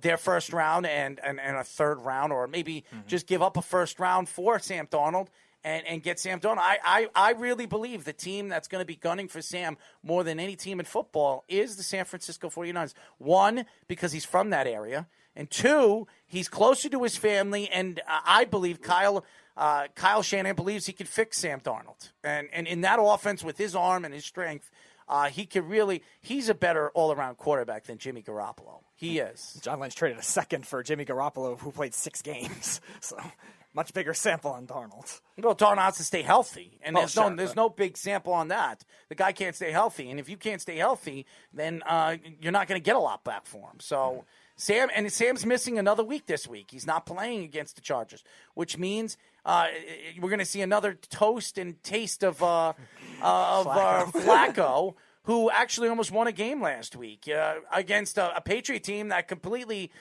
played their asses off against the Ravens in New England. So I've been very impressed with Cam Newton. His numbers don't show it, but Cam Newton has shown us that he could be a leader. And when you're talking about players wanting to play for him the way they would do in New England, it's been a fantastic story for Cam Newton. Really has been. No, I mean, we'll see. I mean, beating the Jets and beating the Ravens to me isn't enough yet. You got to do more. No, but to beat the Ravens. Playoffs, then I would say so, yeah. Well, yeah, I know, but the Ravens haven't won the playoff game yet. So if they can make the playoffs, they come back and make the playoffs with what they're facing, he will have done a heck of a job. I can definitely say that. New England could have won. New England should have won 3 of the games that they lost. Yeah, but again, should have, would have. These things happen all the time. The Chargers should have won just about every game they played. So you never. There's always a reason why a team wins and loses. I just don't like excuses. But as far as the AFC, the Chiefs to me, they look. When you look at Mahomes' statistics, they're almost too good to be true. But he keeps doing things that quarterbacks haven't done, and his athletic ability and his ability to limit mistakes, where it basically doesn't make any. It's to me. I think the best part of all these things that they talk about, no matter how fast he is, and no matter his arm strength, his ability to limit mistakes is what really makes. He has a great coach. He's got a great coach. He's got a great offensive line. He's got a great all-around team around him. He's got so many weapons. If you you put Sam Darnold in that offense, I'm not saying he's as good as Pat Mahomes, but I think Sam will be playing very well in that offense, very well. So I think it has a lot to do with Andy Reid. I know a lot of people want to blow Patrick Mahomes. Oh, my God, he's fantastic. Greatest quarterback ever. But he also has Andy Reid. He's got a tremendous amount of weapons around him. 2, now he's got Le'Veon Bell and the young kid that they got from LSU. Yeah, they're talented from top to bottom. And to say that it's just Patrick Mahomes and how fantastic he doesn't make mistakes, how could you make mistakes when you have arguably the best offensive talent in the league? So I know plenty of quarterbacks that make mistakes that have a lot of offensive talent around. Patrick Mahomes makes mistakes. Quarterback's ability to make mistakes, throwing interceptions, have his turnovers cost him games. Mahomes is very good at limiting those things. And when you're a young quarterback, that's usually the first thing that comes out is you make mistakes at bad times. And he hasn't really done that the way other quarterbacks have. He's been, as far as young quarterbacks, that's probably the most impressive thing. Absolutely. He is the best quarterback, best all-around quarterback when it comes to touchdowns to interception ratio. Absolutely. But he also has arguably one of the greatest offensive minds in football history and a guy that knows how to run the ball.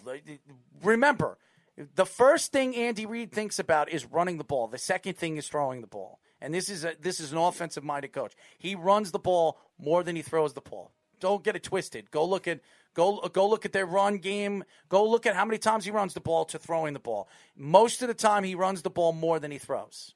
Most of the time. So Pat Mahomes has a tremendous amount of talent around him. So, yes, he's fantastic. He's unbelievable. But you put Russell Wilson in that offense, and with that defense, and with that, Russell Wilson will never lose. He'll never lose. Do me a favor when you hang up the phone. Look up Reid's pass to run. It's nothing close. He passes the ball a hell of a lot more than he ever ran. Yes. He's done that his whole career. Well, who are you talking about? Andy Reid. Andy Reid. Okay. Andy Reid is running the ball at least 40 times a game. Between 30 and 40 times a game. Yes, Mahomes might be throwing it 50 or 56 times. Right. It doesn't matter. You're running the ball. They're on the field. You're running the ball a lot. Yeah. Right. Look at the stats for now. All right, I'll look at the stats. All right. Okay. Does Miami win the AFC? Yes or no? No. Buffalo wins. Okay. Does Pittsburgh go undefeated? No. I think Pittsburgh. They'll lose one game against Baltimore. Their second game against Baltimore. I think they'll lose that Thanksgiving night. Yes. I know they've already beaten Baltimore in Baltimore, so you're right. But that rivalry, the road teams do win often. It doesn't matter. You do not. If you're a Pittsburgh fan, you do not want to see Pittsburgh go undefeated. That's all I'm going to say. You don't want to see Baltimore? I mean, you don't want to see Pittsburgh go undefeated going into the playoffs. How many pressure on them? Yep. You want them to lose a game. That would be a hell of an accomplishment. I mean, that would be a hell of an accomplishment if they did go undefeated. I mean, I don't think too many people thought Pittsburgh was going to be this good. I didn't. At this point. And Roethlisberger, most people thought that he was kind of going to the end of his career. But Roethlisberger, if you look at the other guys that he was with, Phillip Rivers has always been a guy that when the time mattered to make the game-winning drive or to make the game-winning play or to do something that gets his team over the top, he really hasn't in his career. Eli won 2 Super Bowls, so you can't take that away from him. But Eli was nowhere near as consistent as Roethlisberger's been. Roethlisberger's been probably one of the most underrated quarterbacks of this generation. He's a guy, year after year, he's going to go for 4,000 yards. He's going to get you into playoffs. Now, his biggest problem is he could never beat Brady. But Roethlisberger to me has been very, very good. One of the most underrated guys of this generation. And Pittsburgh this year, their ability to consistently keep these young receivers active and make them a bigger part of their offense, because they always could run the ball. But that to me is probably something that I didn't expect out of Roethlisberger at this age, and with his arm the way it was, I didn't really think he could put up the numbers he's putting up coming off the surgery. But he's been really, really good. And the Steelers defense has been better. They have more sacks now than their team in the 70s did. The other team to go 7-0, and now they're in territory where no Steelers team has ever been. So I didn't expect that out of them. I thought Cleveland would give them a shot to beat that, to beat them in that division, but Pittsburgh still lose that division. And the only team they really got to worry about to me is Baltimore, because Baltimore, you're right, it's a rivalry where it doesn't matter where they play, when they play, in the playoffs or not. Baltimore could absolutely beat them because they know them so well. But even in the South, I mean, the Titans and the Colts, to me, the Colts win over the Titans last week was something that I didn't expect, because Rivers usually tends to put it into. Mark, you're going to have to hurry up. We got a caller. We have a caller, so you got to hurry up. All right, guys. No. Wait, I do finish up what you're saying. We have our guest. So finish up what you were saying. I'm just saying that in the AFC, you have Kansas City. Maybe Pittsburgh can give a challenge if they keep winning, but I do think their experience matters in the end. And then it'll be interesting to see who wins the East, either Miami or Buffalo. Both teams have played really well. Buffalo will win. Yeah, thanks for having me on, guys. Absolutely, Mark. I'll talk to you later. I'll talk to you next week. I'll talk to you later. All right, Mark Kelly, mark it up, ladies and gentlemen. When we come back, we will be talking to North Carolina A&T power forward recruit Duncan Powell here on Down to the Wire. You're listening to the Worldwide Sports Radio Network. You're listening to Down to the Wire on the Worldwide Sports Radio Network. As you guys know, this is Down to the Wire. We are live every single Monday from 6 p.m. to 8 p.m. New York Eastern Time. Remember, you can call us at 631-965-4990. You can also go to our website at www.worldwidesportsradio.com. Go to iOS, ladies and gentlemen. Download our app. All you have to do is go to WWSRN or go to Android, Worldwide Sports Radio Network. Well, we have our guests, and we've been waiting for the last couple of weeks to get this guy on the show. Actually, last week to get him on the show. We missed out on him last week. We got him on this week. Shout out to Jillian. We are now talking to North Carolina A&T power forward recruit Duncan Powell. What's going on, Duncan? What's good with you? Ah, man. Well, I've been watching clips all over the internet about you, man. I mean, you're a fantastic player, man. Thank you. You really are, man.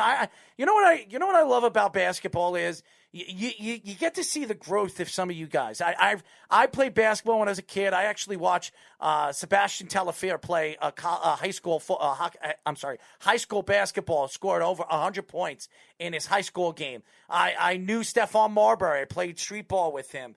I knew Kenny Anderson, he was from Brooklyn and played over, he's from New Jersey, but played in Brooklyn, over there by Lincoln. So, I had the opportunity to watch these guys grow and became, pretty good NBA players. So how are you and your family doing right now with this pandemic? Everybody's good, no complaints. We're staying blessed. So, everything's good right now. So, what made you decide? I'm sure there were other teams recruiting you. What made you decide to go to North Carolina A&T? Well, I mean, first, my cousin Adrian Powell, he went there in 2013 when they went to the NCAA tournament. And then, so watching him play and him being a role model in my life, and then as well as Coach Jones and Coach Dorsett, building a great relationship with them. So, it was an easy choice at the end of the day. Yeah, one of the offers you actually got was from Arkansas, which the SEC is rising a lot in basketball. Eric Musselman's a very good coach. Was it tough to turn down a decision like that, or was there something specific or personal with North Carolina A&T? Well, I mean, technically I didn't turn it down. I was actually committed to Arkansas. So, that shows you how highly I thought of them. And like you said, the SEC. But I took back and decommitted and just thought about it. And I just felt like North Carolina A&T was the place for me. So, I mean, it's all about your fit. So that's really what I chose A&T for. We are talking to North Carolina A&T power forward recruit Duncan Powell. Now, Duncan, I've watched basketball for years. I grew up a Knicks fan, which, when the Knicks were actually good in the 90s, when Patrick Ewing and John Starks, when they were a good defensive team, when Pat Riley was running the organization, when he was the head coach of the team. So, When you look at your game, is there a particular player that's playing college ball right now or that's in the NBA that you can compare and contrast your style of game to? That's a great question. Firstly, I always tell people Jesus Shuttlesworth. I don't know if you've seen he got Of course. But, Come on, man. Jesus Shuttlesworth, I feel like he matches my swag, on and off the court. But someone that's actively playing right now, I say a lot of people compare me to Kawhi or Michael Beasley when he was at Kansas State. Really? If you're Kawhi Leonard, man, you'll be a fantastic NBA player. So you're a good defensive player. Yes, sir. Yeah, two-way basketball is very, very important, especially if you want to play in the NBA. So that's very, very important. So is there any other college standouts, either your time watching or, again, just recently getting recruited? Is there any other college basketball standouts that you model your game around? Because there's a lot of good power forward-type players in college basketball right now and have been for quite a while. Yeah, right. Well, I mean, I wouldn't allow myself to look at another person. A lot of the college players are around the same age as me, so I'm looking at them to dominate them. So, I might watch film to see how I can be better than them, but there's no one in college for sure that I model my game after in any type of way. But, I watch some college ball. I see who does what. That's my best way to answer that question. I mean, I can't model my game after anybody I might play against. Now, Duncan, you look at all the attention Bronny Jr. is getting, LeBron James' son and Dwayne Wade's son is getting. And you look at players like you, they don't really get as much love because I go on YouTube, and the first thing that pops up when I'm looking at high school basketball, the first thing that pops up is LeBron James's son, Dwayne Wade's son, this kid Williams, who's going to be a top prospect in about 2 years, 16-year-old kids. Does it bother you that because these NBA players' sons are really the centerfold, the center of attraction right now for college basketball and the NBA, does it bother you that you don't get the attention that you deserve? Nah, I mean, yes and no. Back a couple of years ago, it did. But, I'm getting it out the mud, like I say. I know I give them all the business in a real game. Like, it's just hype. The media does their job. Of course, they're going to want to record and promote an NBA player's son or a hyped-up player. But at the end of the day, the only ranking that matters, the only hype that matters is the NBA draft board. So, that's what my eyes is on. And I know I'm better than any person you could look up on YouTube. So, I'm not really worried about that. Do you think the NBA and basketball in general makes it a lot easier for guys from smaller schools to really make a difference? We see Damian Lillard from Weber State. We see C.J. McCollum, his teammate from Lehigh. It's just guys like that really show off because, again, the big schools are going to get their guys, but not all of them pan out in the NBA because they don't get as many touches to really grow their game. Do you think that is the case and maybe why a lot of these guys choose these smaller schools? I can't speak for other people, but for myself, I know it's all about finding the right fit. John Morant went to Murray State and was killing. So, if you find the school you go to, you could go to Dallas Community College, and you could go to. There's someone that is going to the league this year out of JUCO, out of Logan Community College. So, I mean, it's all about the right fit and where you go. So, to answer your question, yes, it's not really where you go; it's what you do when you get there. We are talking to North Carolina A&T power forward recruit Duncan Powell. Now, Duncan, I don't know where you got your name. Maybe you were named after Tim Duncan. I don't know. I mean, I've heard crazier things. But the power forward position is a very interesting position, and the game has transitioned. And the power forward now is, the power forward is the center, or the center is now the power forward, or the center is now the three. I mean, the positions now, they start to play smaller now. The NBA, they're playing smaller guys. It's not the bigger guys. So in your style of game of what you do good, could you compete in the speed game going up and down the court? Or are you more content on the way you play the old-fashioned way where you control the board, you control your game inside the paint? Yeah, I mean, that's a great question, but power forward, the four-man, it's just a number they just put me in, so you have to put me in something. I mean, I don't really have a position in basketball. I'm more of just a basketball player that helps his team win. So that's an easy question to answer. I mean, I can play in any tempo, any style of ball because I'm a basketball player. I'm not a power forward. I'm not a four-man. I'm not a three-man. So I'm just a basketball player. I can play 1 through 5, guard 1 through 5. So yeah, I mean, it doesn't matter with me. I'll play in whatever position, whatever type of tempo. It doesn't matter. I'm gonna dominate and affect the game in positive ways. Do you think that trend will ever revert back where you see the NBA get back to being big again? Because we're also seeing a lot of big men, too, whether they're small forwards or power forwards as they're labeled, be able to pass and shoot effectively now. Can you see it where it goes back to having these 7-footers run the league, not as much with the guard play like we saw in the past this decade? Actually, yes. The NBA is looking a lot at, 6'10" and up, just running their offense through that, a mobile 6'10", stretch forward where they can play everything. So, yeah, I do see the league becoming overall bigger in the next couple of years, but we'll see. You never know what's going to happen. Duncan, when you look at the NBA and a lot of these kids, they come from very poor families. They come from really bad areas of the country. They grow up. Some of them grow up not wearing the same sneakers for about 5 years, rip sneakers, rip rubber. And I believe the NBA really screwed some of these kids because I believe if you think that your game is good enough to go to the NBA, LeBron James did, Kobe Bryant did, Kevin Garnett did, then you should be allowed to. Do you like that the NBA is thinking about bringing back the opportunity that you can go right out of high school to the NBA? Or do you think that going overseas or playing college basketball or playing in the G League before you get drafted makes you a better player and gives you a better opportunity to succeed in the NBA?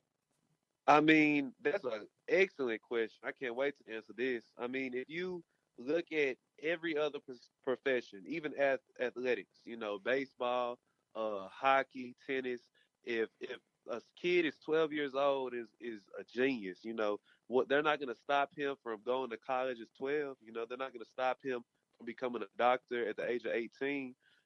So it's only fair and right for them to allow a player who's trying to provide for his family to go to the NBA out of high school. I mean, it doesn't really make sense why they don't allow it.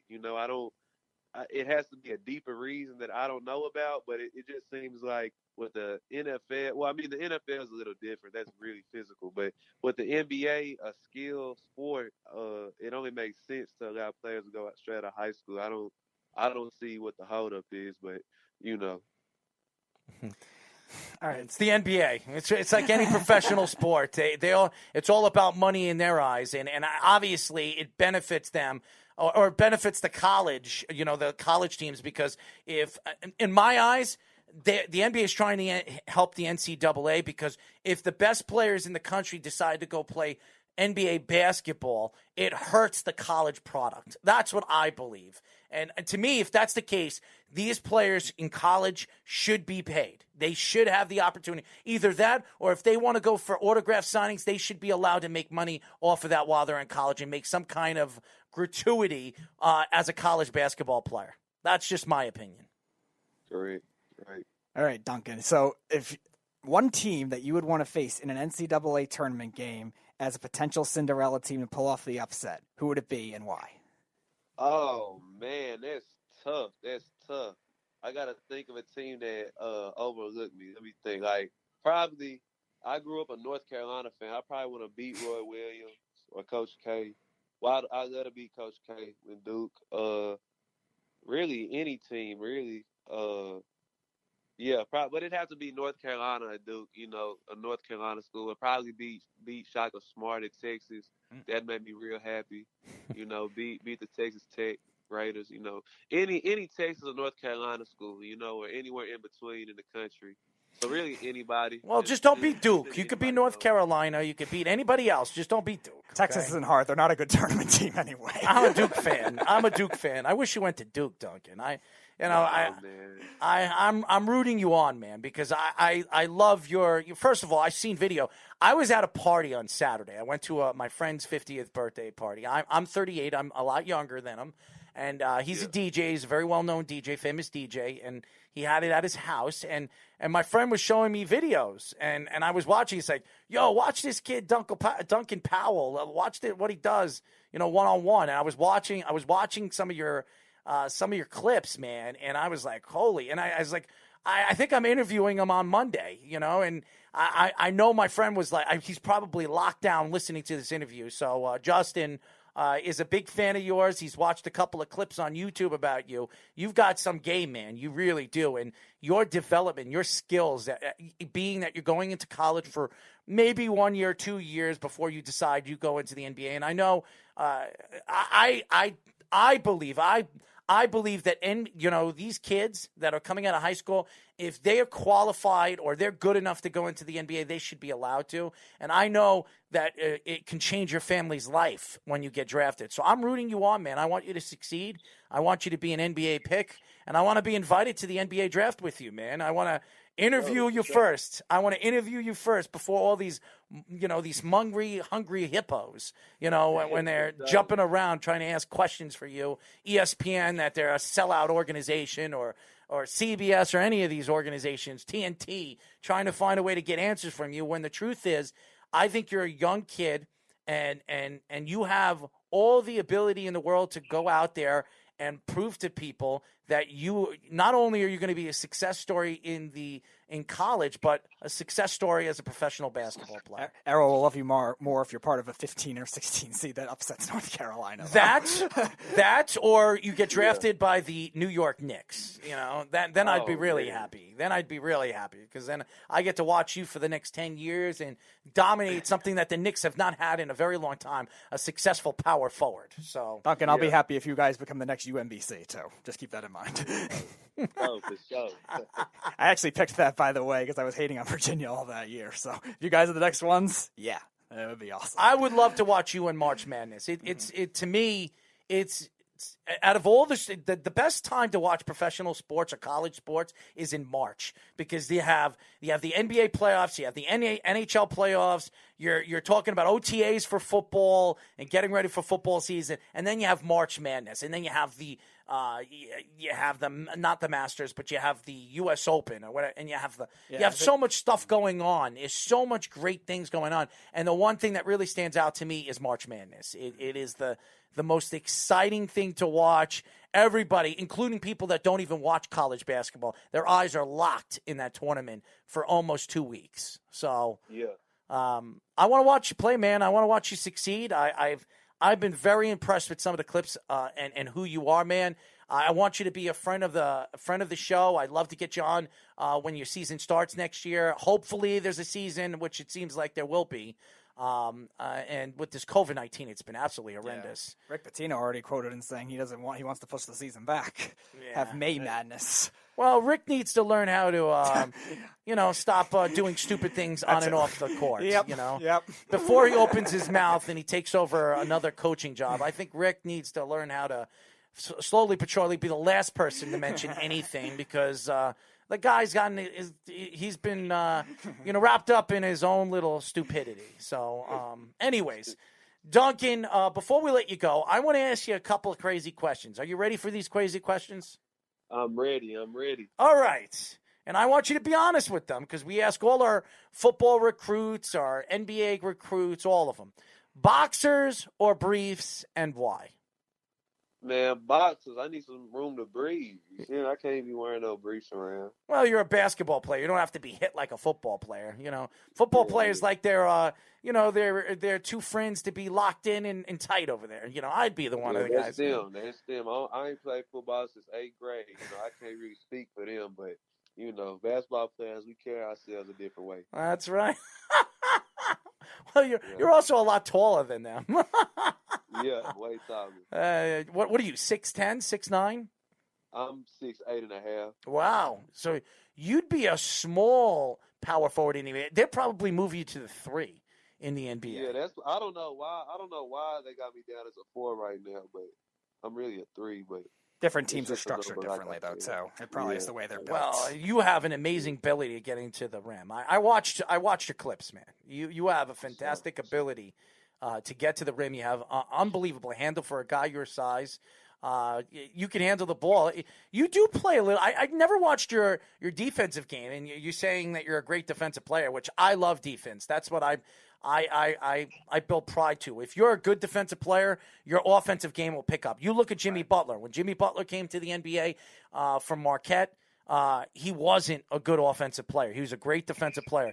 It took him a little while, but he's the same size as you, 6'8". He was a 3 coming out of Marquette, and you saw what Jimmy Butler has become. He's become one of the best players in the NBA, and I think having that ability, it's very hard to teach defense. It's easier to teach offense, much easier to teach offense. If you have that defensive ability that you can shut down a player at your position, that makes you that much better than everybody else on the court. Duncan, you were also mentioning Kawhi Leonard, too. He was the same way. He was like a 9 point per game scorer at San Diego State. His offensive game was not developed really at all, and it only took until maybe 3 or 4 years into his career for that to develop. But his defense was always fantastic, as that a lot of players that come from San Diego State are like that. Right.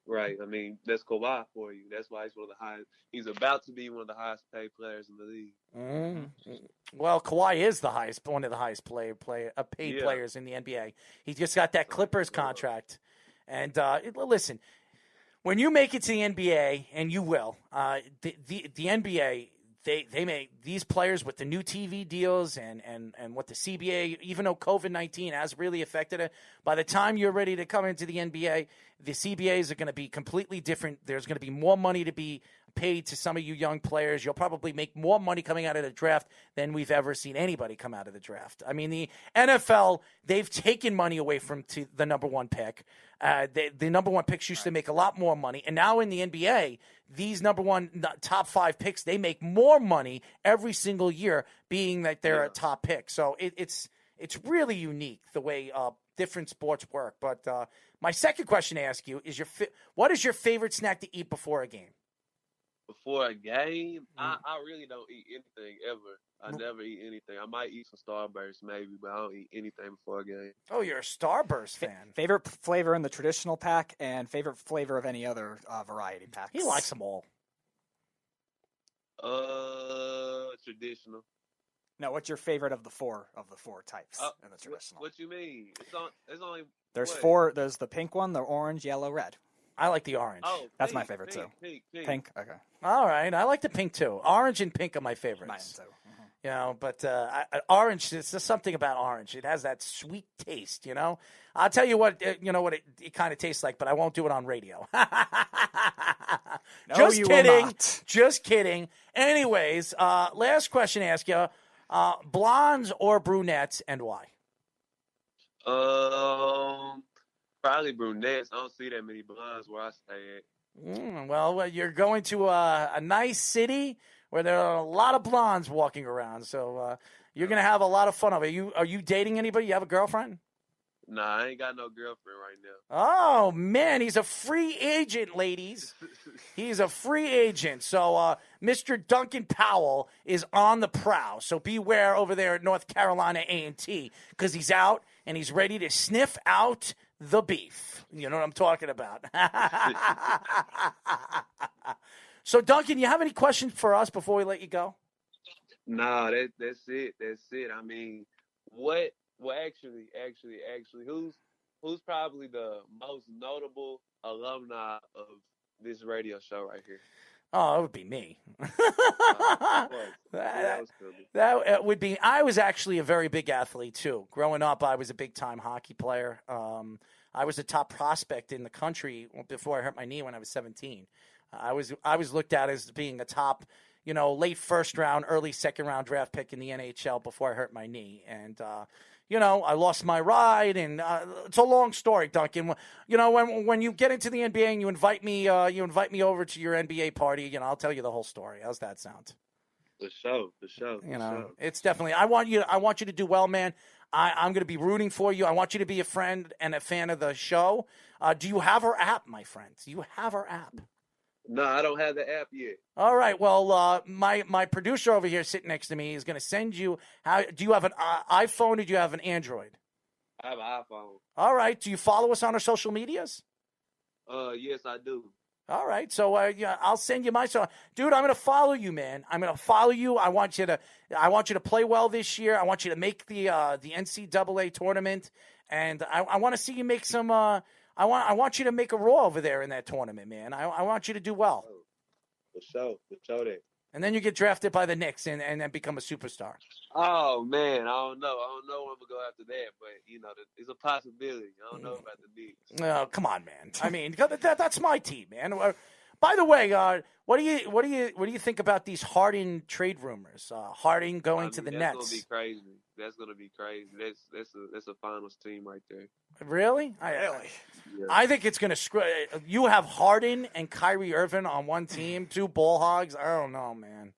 I don't know. If they get it to work, it's gonna work. Oh yeah, if they get it to work. Yeah, that's a big if. Do you think Steve Nash is gonna get it to work? You never know. That's true. You never know. That is true. That is true. Duncan, thank you for joining us. We'll be in touch. My producer will send you how you can download our app, and let's stay in touch, bro. I want you to come on the show again. Most definitely. Appreciate you for having me. Absolutely, guys. We were just talking to North Carolina A&T power forward recruit Duncan Powell. Great kid. Mm-hmm. Absolutely great kid. Fantastic interview. You could tell he's very confident. Yeah. He's a confident guy, and I like that about him. I really do. I think it shows you his personality and what he believes he is as a player. Oh yeah. And that's what you want. You want a player that's going to come to your team and is going to change your team for the better. So, absolutely.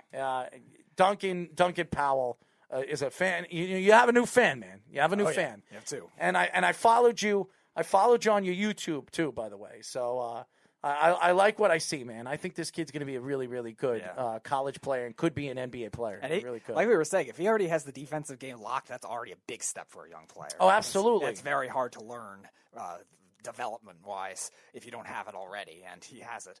All right. So I've been waiting for this guy to come on the show, okay? And this guy has been, and I want to get him on the show when the Jeff man is on the show, because these two guys, I would love to the heated arguments that these two guys can get on with this show. So we have the Beef on. What's going on, Beef? What's up, my friend? How are you? Finally, we have you on the show. I haven't heard from you in a long time as far as on our radio show. Yeah, well, you guys are busy. Every time I try to call, there's always guests and this and that. So what do you think about the NBA draft coming up this week? I know you're not watching the NBA because of everything that's happened, but no, I'm not really watching it at all. But where do you see LaMelo Ball? I mean, I've been hearing stories that LaMelo Ball is now a sure lockdown as the number one pick after his his practices with some of these teams with the Timberwolves. If he doesn't go one, he'll go two. Wiseman, they're saying, is falling now. They're saying Wiseman might fall all the way to 3 or 4. So that's crazy. That is really, really crazy. So what are your thoughts? I know you want to get into your Cowboys in football, but what are your thoughts with the NBA draft being around the corner? How about Harden going to the Nets? That's the big story now. I don't know. That's the big story. I don't think that's going to work. I just don't see him and Kyrie Irving getting along, because Kyrie Irving's a very, very hot-headed person, and he doesn't get along with his teammates very well. I don't know if Steve Nash can control them two together. No, but Kevin Durant can. Kevin Durant can, and I think Kevin Durant will be the leader of that team. He's going to have to be, especially with those two on the team. I mean, well, I don't know. Like I said, if they can get that to work, they're going to be unstoppable. No, I still think the Lakers. I mean, I've been hearing Schroeder's getting traded to the Lakers. The Lakers just got rid of Danny Green for somebody, right? Yes, for Schroeder. They're trading him to OKC as part of the Schroeder deal. Yeah, and Schroeder is a fantastic point guard. Fantastic. Yes. Playing with LeBron James is going to make him even that much better. Schroeder averaged about 15, 16 points a game last year as a starting point guard. You put him with LeBron, he's going to average 4 or 5 more points more. He's going to be an all-star next year with LeBron James and Anthony Davis. So you're adding that figure, and they're going to be pretty unstoppable, even though Anthony Davis wants a lot of money, and he's expecting a big-time, long-time day. He's not even signing. If Harden goes to the Nets with KD and, Kyrie, I just don't see anyone. How about Golden State?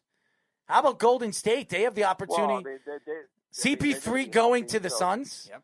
CP3 going to the Suns with DeAndre Ayton and Devin Booker. I mean, they're going to be a fantastic team next year too. I mean, there are a lot of teams that have 3 really top players on their team. So, I mean, the Suns are going to be good next year. Story coming out today that the Mavericks are going to lose Kristaps Porzingis for the beginning of the season next year. So I just saw that. Yep, he's out. Yep. He could be out all the way to the All-Star break. So, all you Knicks fans that were taking shots at the Knicks on losing Kristaps Porzingis. I mean, Kristaps Porzingis, as talented as he is, he can't stay healthy.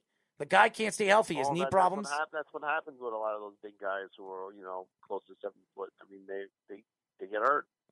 Yeah, he's got one of the weirder body types too in the league. He's tall and lengthy, right? And very thin. He has no muscle on him. He's trying to build muscle. Guys like that don't last long in the league. No, and I think that's a huge problem moving forward. And for the Knicks, it's a good thing, because the Knicks get the Dallas Mavericks first round draft pick next year. And being that Kristaps might not be back in the beginning of the season, might miss all the way to the All-Star break, this team could fall out of a playoff spot, especially with the West. The West, as good as it is. Didn't the Knicks want Chris Paul? Weren't they trying to go and get him? No, Chris Paul went to the Suns. Now I'm hearing, Suns, now the stories are coming out. I'll tell you the stories and the rumors now is that Russell Westbrook is going to be a Knick, and that will draw Giannis possibly to the Knicks. That's what I've been hearing. The story that I read. Now, I'm not saying Giannis is going to the Knicks, but there's stories coming out that if the Knicks make that trade for Russell Westbrook, the Knicks have the money to bring in Giannis, and they could bring both of those guys to make their tandem in the Eastern Conference as well. I mean, but I've also heard Giannis possibly staying with Milwaukee or going to Miami. So I've heard Giannis in Dallas too. Yeah, that's not happening. There's no way they're going to be able to I don't think it happens contracts. either. It's just something that I've heard. There's no way they're maneuvering him and contracts. Doncic have a nice connection, from what I've heard. Yeah, but there's no way. I don't think it'll work either. I'm just saying. The money thing is not going to work. I agree. I'm just saying I've just heard it. Yeah, you could hear it. I'm just telling you it's not going to happen. It's just a story. It's not happening. I think it makes more sense for Giannis to stay with Milwaukee, Miami, or the Knicks.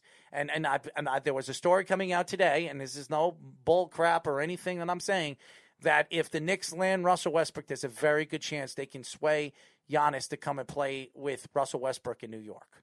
So with the young players that they have, with R.J. Barrett, they can get who's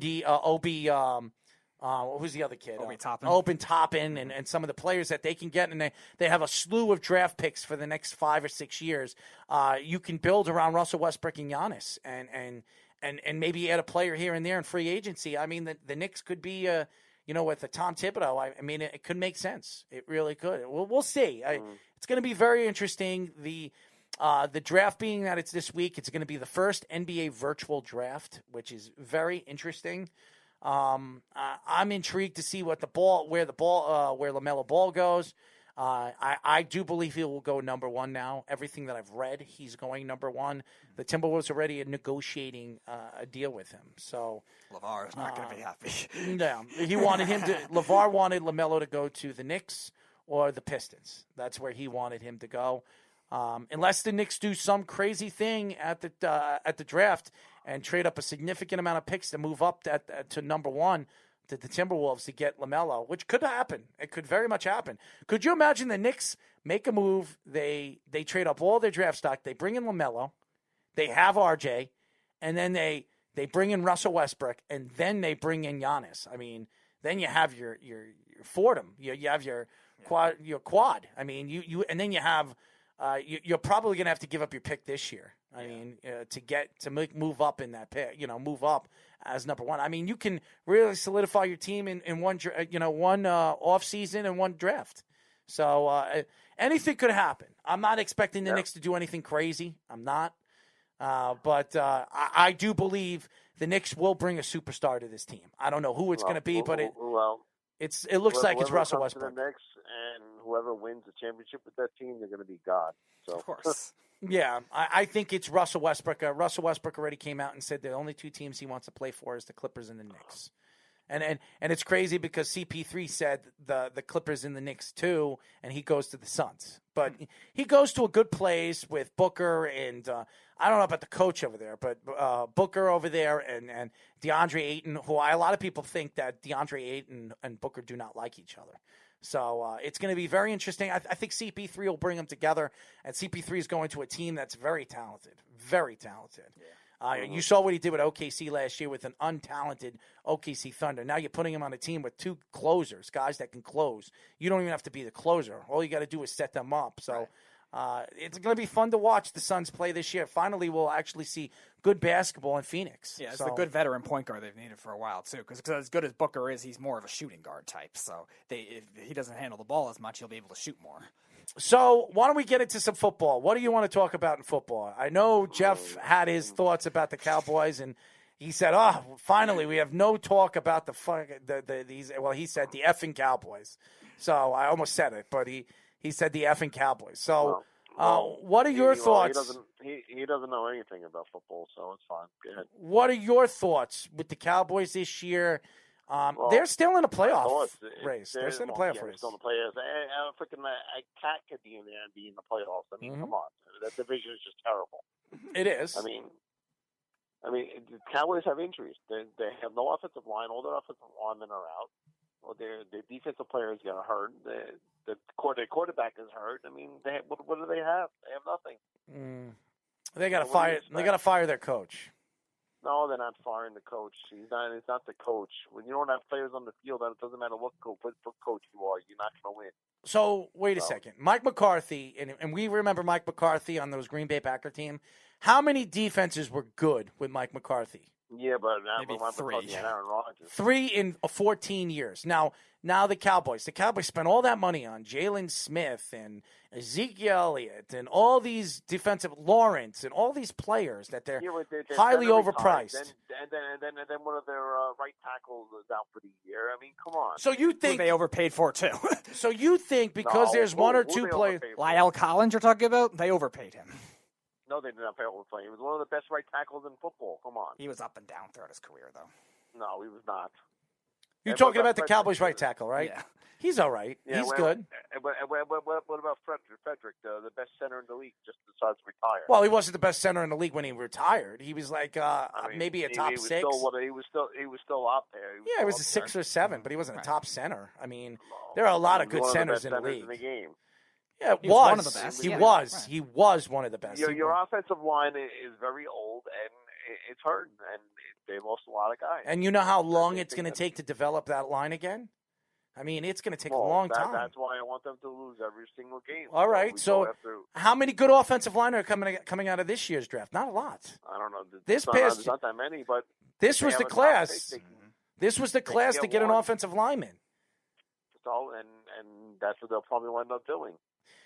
They need a lot on defense, though, too. They need a lot. Their secondary is horrendous. Yeah. Their secondary is horrendous. And they need. I told you secondary was horrible. It's not the safety. You keep saying the safety. It's not the safety position. Well, you were going to give up CeeDee Lamb for McKinley, okay? McKinney. Who hasn't played yet this year. You were going to trade arguably one of the best young wide receivers in the league for McKinney, who hasn't even played all season long and might not be any good.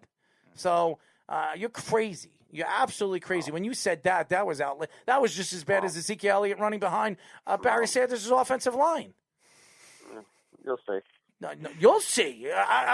Right now, CeeDee Lamb is all around. He's been the best wide receiver in this wide receiving class in his rookie season. He's been the best one. Who's been better than him? Well, when they've had competent quarterback players. Yeah, so. but we give them a pass for having to deal with Ben DiNucci and whoever else they've had the last couple of weeks. They have no quarterback. I mean, it's crazy. The whole team just needs to. I don't think they need to rebuild. They just need a couple of pieces. And like I said, they're missing their biggest piece, and that's their quarterback. Do they make a run for Sam Darnold in the offseason? That'll be interesting. So. That'll be interesting because you still have him for 2 years. Here's another point. I mean, well, it's not a point, but it's probably never going to happen. But let's just say that, I mean, the Jets win 3 games and the Cowboys somehow wind up getting the number 1 pick. Do they go after Trevor Lawrence? The Jets are not winning 3 games. The Jets are not your only threat to that, Mike. But what if that was to happen? It's not going to happen. It's not going to happen because you also have to deal with Jacksonville. If it does, they draft Trevor Lawrence. They're not even going to think twice. They're going to draft Trevor Lawrence like every other team is going to. And then just going to let go of that to say Dak, goodbye, Dak. Yeah. Yes. Yeah. Are you kidding me? You get Trevor Lawrence, you'll say sayonara to Dak. I mean, you're getting arguably one of the most talented quarterbacks to come out of the draft class. I know the Jets aren't winning 1 game this year, but I'm saying if that was to happen. No, I could see the Jets trading. I could see the Jets trading out of that pick. And if the Cowboys want Trevor Lawrence, they're going to have to give up a boatload of picks. I mean, I'm talking about maybe the next 4 years of first-round draft picks. If they really want Trevor Lawrence that bad, the Jets might oblige them. You know, the Jets might oblige them. I mean, what Jacksonville's also 1-8 too, right, or something? Aren't they like what? Don't they have only 1 win also? What are you talking about? Jacksonville, yes. Yep. Yes. Mm-hmm. Jacksonville has 1 win. They won the first week of the season. So they're in the mix too. If the Jets win 1 game and they win, Jacksonville gets the number 1 pick. Oh, Jacksonville gets the number 1 pick. So. Yes. If the Jets and Jacksonville end up with the same record, Jacksonville gets the number 1 pick. Actually, well, the Jets should have 2 wins. I mean, they had Buffalo beaten and they had New England beaten. Yeah, you could say the same thing with Jacksonville, too. They were close in a lot of games in the beginning of the season. And I think the Jets are being very smart and very, very strategic with the Sam Darnold situation because... Yeah, but what I understand, you listen to all these people say, oh, these players are playing the tank. These players don't go out there to tank. No, they don't. They go out there to play competitive. And you listen to all these people, oh, they should tank. Now, players don't want to lose games. Douglas trading away pieces, he's trying to tank. But the players on the field... They're not trying to tank. But you listen to all these players. Oh, they should try and tank. No one wants to try and tank. No one wants to try and lose. So. None of the Jets are tanking. None of them. But when you look at you just look at the Cowboys and how bad, they're just injuries just kill the team. It just what happens. Well, I also think when you look at the Cowboys, the Cowboys have no quarterback. Their problems with the secondary is huge. I mean, I don't think anybody realizes how bad their secondary is. It's horrendous. Their front not as bad as Seattle's, but it's bad. No, their front seven. Seattle's probably has more talent though. It's just their backfield is terrible. They have nothing. Well, that's because they had no money to pay Jones. They overpaid guys like Lawrence and some of these guys. Jalen Smith. I told you Jalen Smith was a bad move by them. It was really because as much as you say Van Der Esch can't stay healthy, I pay Van Der Esch over Jalen Smith. Van Der Esch can't stay healthy. You look at his career. Go look at his career. Smith's had that trouble too, though. Van Der Esch is 25 years old. But Mike, Smith's had those problems too, and I know this because he's been hurt. This is what I said when they drafted him. He's injury prone, and look, he's been hurt every freaking year. And so except for his Smith. rookie year, I think. Smith is too. I think he's a slightly better player, but Smith is also injury prone too. And that's why. Smith is a better player than Van Der Esch? I think a little bit better, No. but not by much. No way. You're crazy. No. Way better player. But Van still, Der Esch is a better player. Mike, in terms of the contracts, though, still, you have to factor that in when paying somebody like Jalen Smith, who had an injury problem going into the draft, too. That's why he fell to the second round. Before that bowl game, I wanted the Giants to take him at 10, but obviously that didn't happen, and he was that good of a player, but he was injury prone.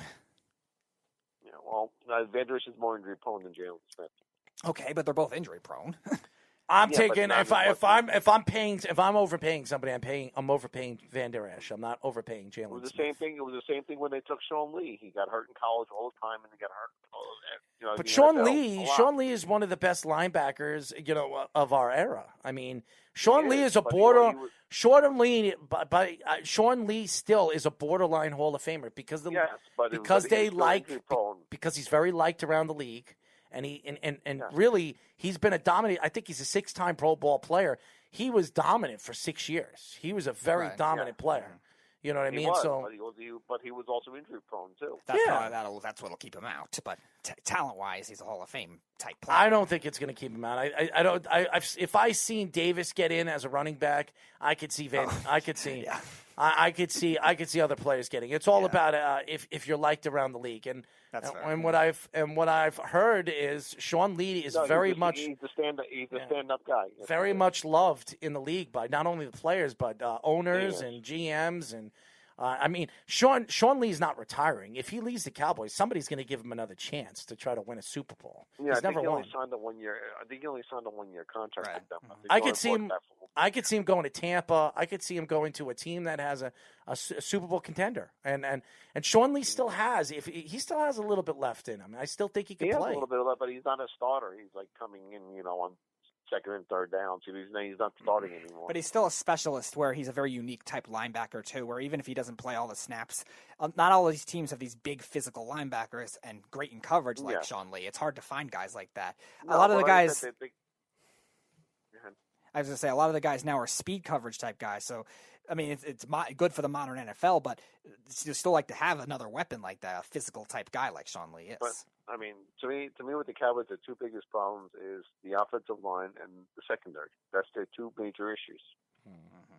And that secondary is not gonna take one player to fix that. Yeah, I think the Cowboys they have some weapons. If I were the Cowboys in the offseason, I'd trade Gallup. If you can get something, if you can get a 3rd-round draft pick for Gallup, you got him in the 4th round. You're actually you could probably get a 2nd-round draft pick for Gallup. I mean the way Gallup has been playing lately. I mean he was playing very well. I mean that was Dak's one of Dak's favorite targets at the time. Oh yeah, he was playing really really well. I think you can get a 2nd or 3rd-round draft pick for Gallup. Yeah, if the team is desperate, I could see a receiver needing. Because you got to be. You got to be, because you don't have a lot of money, you're going to have to be very strategic in the offseason on how you're going to move and try to bring players in. If you don't have a lot of – this past year, they only had six draft picks, 6-7 draft picks. This coming year, they're going to have 8 or 9, but they're going to probably be No, well, I'm saying, say they had like the number 2 or 3 pick. Would it be crazy to try to trade that away for a top guy or something? They're not going to get a 2 or 3 pick. If they do that, they could also trade it for a lot of draft picks. What is the Cowboys' record right now? 2-7. Right now they're sitting at the 3rd pick. If the season went 10 today, they would get the 3rd pick. Sure, but again, there also still have a lot of NFC East games left. So No, I understand. I'm just saying, if the season ended today, right now they're sitting at the number 3 pick. All right. Well, that also depends on who the number 2 pick is. If it is Jacksonville or the Jets, like we expect, the 2 quarterbacks will go 1 and 2. Yeah, 1 and 2. And then the Cowboys. The Cowboys. Do you trade that 3rd pick to get? If you get a haulback, it's not a bad idea. But remember, you get like a top corner or they could get Trevor, a top offensive lineman. They could get Trevor Lawrence at 3. I mean, if they could trade the Jets the 3rd pick and their next 3 or 4 first-round draft picks for the next couple of years, and they could get Trevor Lawrence. Mm-hmm. But the Jets are only moving down two spots. They could. Yeah, but would the Cowboys want to do something like that? No, first of all, you're giving up your future. Already cash strapped as it is. Yeah, you're giving up your future for one player. I mean, and the Jets are going to daggle Trevor Lawrence. Trust me, they are. If everybody thinks that the Jets are going to guarantee themselves to getting Joe Douglas is not going to guarantee nothing. Joe Douglas is going to go into the offseason if he has the number 1 pick, and he's going to say, you know what? I think Sam's the guy for us. He's going to look at the draft. He's going to go to the combine. He's going to watch his pro day. And then slowly but surely, Joe Douglas is not going to tell you until the day of if he's going to draft Trevor Lawrence. And more than likely he will. I don't see him passing up on Trevor Lawrence. I don't think Jacksonville's going to pass up on Justin Fields. Right. The other interesting wild card to think about is if one of these other quarterbacks in college football get Heisman hype, and maybe you saw it with Baker Mayfield, you saw it with Kyler Murray, all of a sudden their stock rose a ton in that draft, and the Cowboys have that 3rd pick. That could be another valuable pick to trade if another team is desperate for a quarterback. Well, again, I don't see the Cowboys winning a game for the rest of the year. I really don't.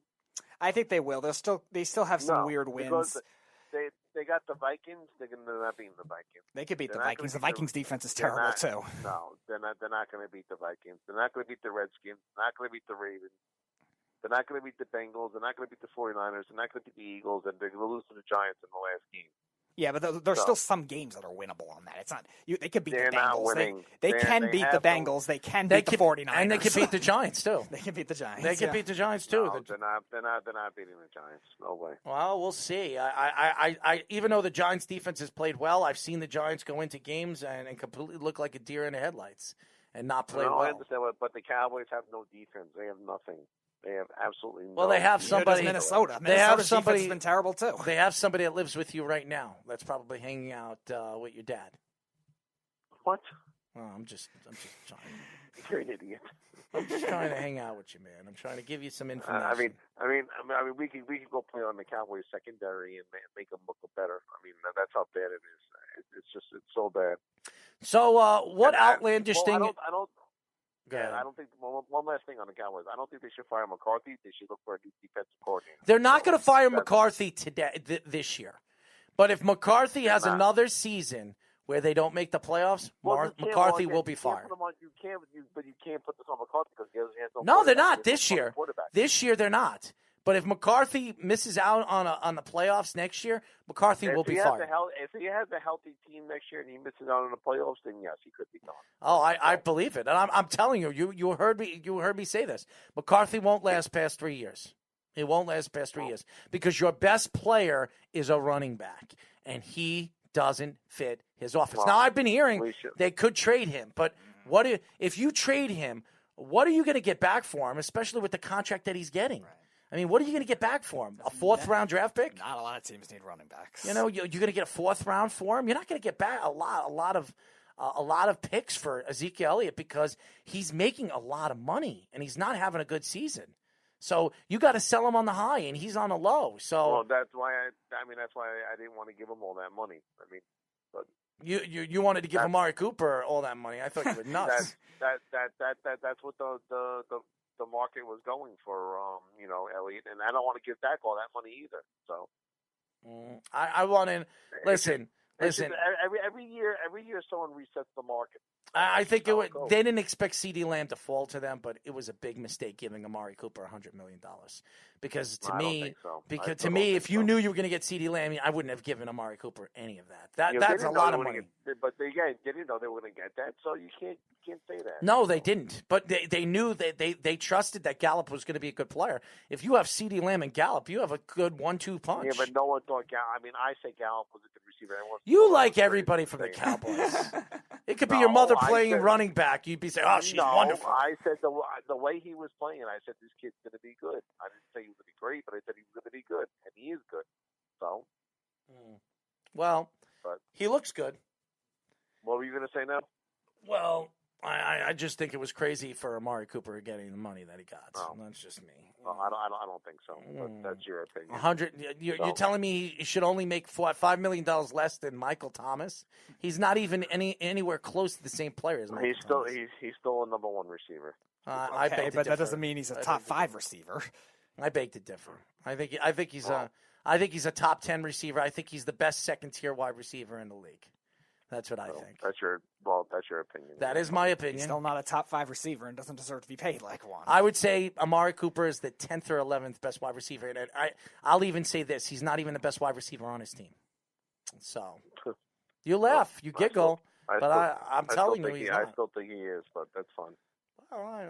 If he is, he's not going to be for much longer because Lamb will grow.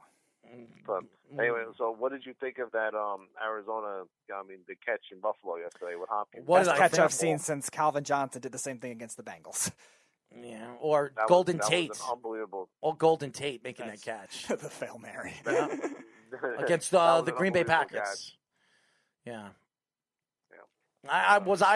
Listen, we all know DeAndre Hopkins can jump. I mean, the guy's a fantastic. He did it over 3 guys too, and one of them is one of the best defensive players in the league in White. Mm-hmm. I mean, he, dude, the chances of anybody doing that or DeAndre Hopkins doing it again is slim to none. I mean, it was fantastic, and he grabbed it out of the air and he held on to it. It was fantastic. It was one of the best catches of the year. It might win best catch of the year in the long run. Absolutely. So unless we see something crazy like an Odell Beckham one-hand catch that gets his team into the playoffs, I mean, I wouldn't be surprised if DeAndre Hopkins wins the ESPY as best play of the year. So it's fantastic, and everybody knows how good DeAndre Hopkins is. I mean, nobody's hiding that, and everybody knows that the Texans are idiots. O'Brien, that's why O'Brien got fired. I mean, do you think? Speaking of Texas, do you think J.J. Watt's going to stay? No. He already said that he's not playing for a rebuilding season. I was very surprised that Deshaun Watson signed that contract. I really was because I know he wants the money, and you're going to take the money, the guaranteed money, because God forbid if anything happens, a.k.a. Dak Prescott. But you saw the Cowboys gave him some money, an extension. Deshaun Watson, I was very surprised because I know he wants out with Houston. He doesn't want to be there. And I whoever they bring in, it could be, I'm hearing they might keep Romeo Crennel now as their head coach. That's what I've been hearing. But you've been hearing Eric Bieniemy over there and the Jets. I mean, that's going to be the hot ticket. That's the guy that everybody wants. And he's even Jeff said, I mean, the guy that you want and the guy that you go after in the offseason is Eric Bieniemy, hands down. You do everything you can to bring Eric Bieniemy into your organization. I think the Jets will do that. And I think the Jets have enough attraction with the organization because of the picks that they have and the money that they can spend. I think Eric would I think he'd look at the Jets because you see Houston don't even have their number 1 pick this year. They gave it up to Miami. So the Dolphins. Could make the playoffs and pick in the top 5. Yeah.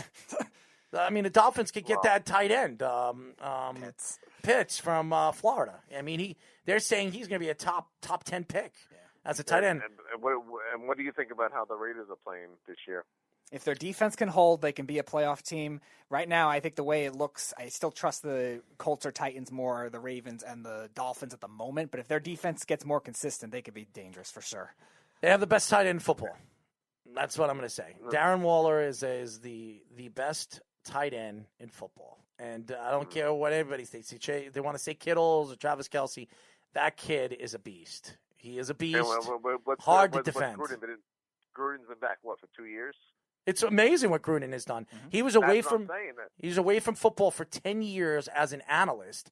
Everybody says he was how good of a coach he is. Oh, he's a great coach. That's why he got $10 million a year. He's the highest paid coach in the NBA, at the NFL. The reason why he's it's getting amazing. It's just amazing how fast he turned them around within 2 years. Well, it's him. It's the GM. What's his name again? Mayock. But also, Mayock it has been good. But it has to do a lot with Gruden too. So. Oh yeah. They drafted well, and Derek Carr is becoming a star again. I mean, Derek Carr is an MVP candidate. He's a top 5 MVP. So is Kyler Murray. I mean, we're talking about Kyler Murray, Russell Wilson, Aaron Rodgers, Mahomes. I mean, all 5 quarterbacks are up for the MVP. I think all 5 of them. Even Josh Allen is going to be up for it. Yeah, too. if he could be a little more consistent, he probably would be in there. I would also throw just 2 running backs. I would throw Dalvin Cook in there and Alvin Kamara. Dalvin Cook will not win the MVP because they're not a good team. Right? And Alvin Kamara, yes, Alvin Kamara could be a big pick, but they're not going to give it to a running back. Probably not. I'm just saying I would throw them in the mix too. Because I could throw a defensive player there too. Yeah, Aaron Donald. Aaron Donald's been a beast. I mean, there's been good defensive players. I think if Patrick Mahomes didn't have the season he had even 2 Garrett, years, Miles Garrett has been fantastic. If Patrick Mahomes didn't have the season he had 2 years ago, I think Aaron Donald should have won MVP. 20.5 sacks for an interior defensive lineman like that is insane. Now, what Drew Brees has with the fractured ribs and the collapsed lung, who's the clear favorite in the NFC? I still think the Saints. I still think the Saints too, because he's going to come back. He'll miss 5-6 weeks with a collapsed lung. Usually, it takes about 5-6 weeks to heal. The only thing that scares me about them is Tampa wins the division. They have home field advantage again, which then you have to go as a team all the way to Tampa. So you still think New Orleans is going to the Super Bowl? I didn't pick New Orleans to go to Super Bowl. Yeah, they're still the most well-rounded team, though. They're them and the Buccaneers, maybe Arizona in the mix too. They're the only 3 teams right now in the NFC that don't have an obvious weakness. Who would you pick for the Super Bowl? I still have the Saints. My sleeper, the Rams. Really? Yeah, they're playing good football. They play slowly but surely. First of all, Jalen Ramsey, everybody keeps saying he's not the best corner in the league. He's not the best corner in the league. Well, if you look at stats right now, he's the best corner in the league. I mean, who's got better stats? How about this? He might not show with the interceptions, everything like that. They don't throw the ball to his side. I mean, they don't even throw the ball to his side. He's that good. And you're seeing that now, the Rams were known as an offensive team.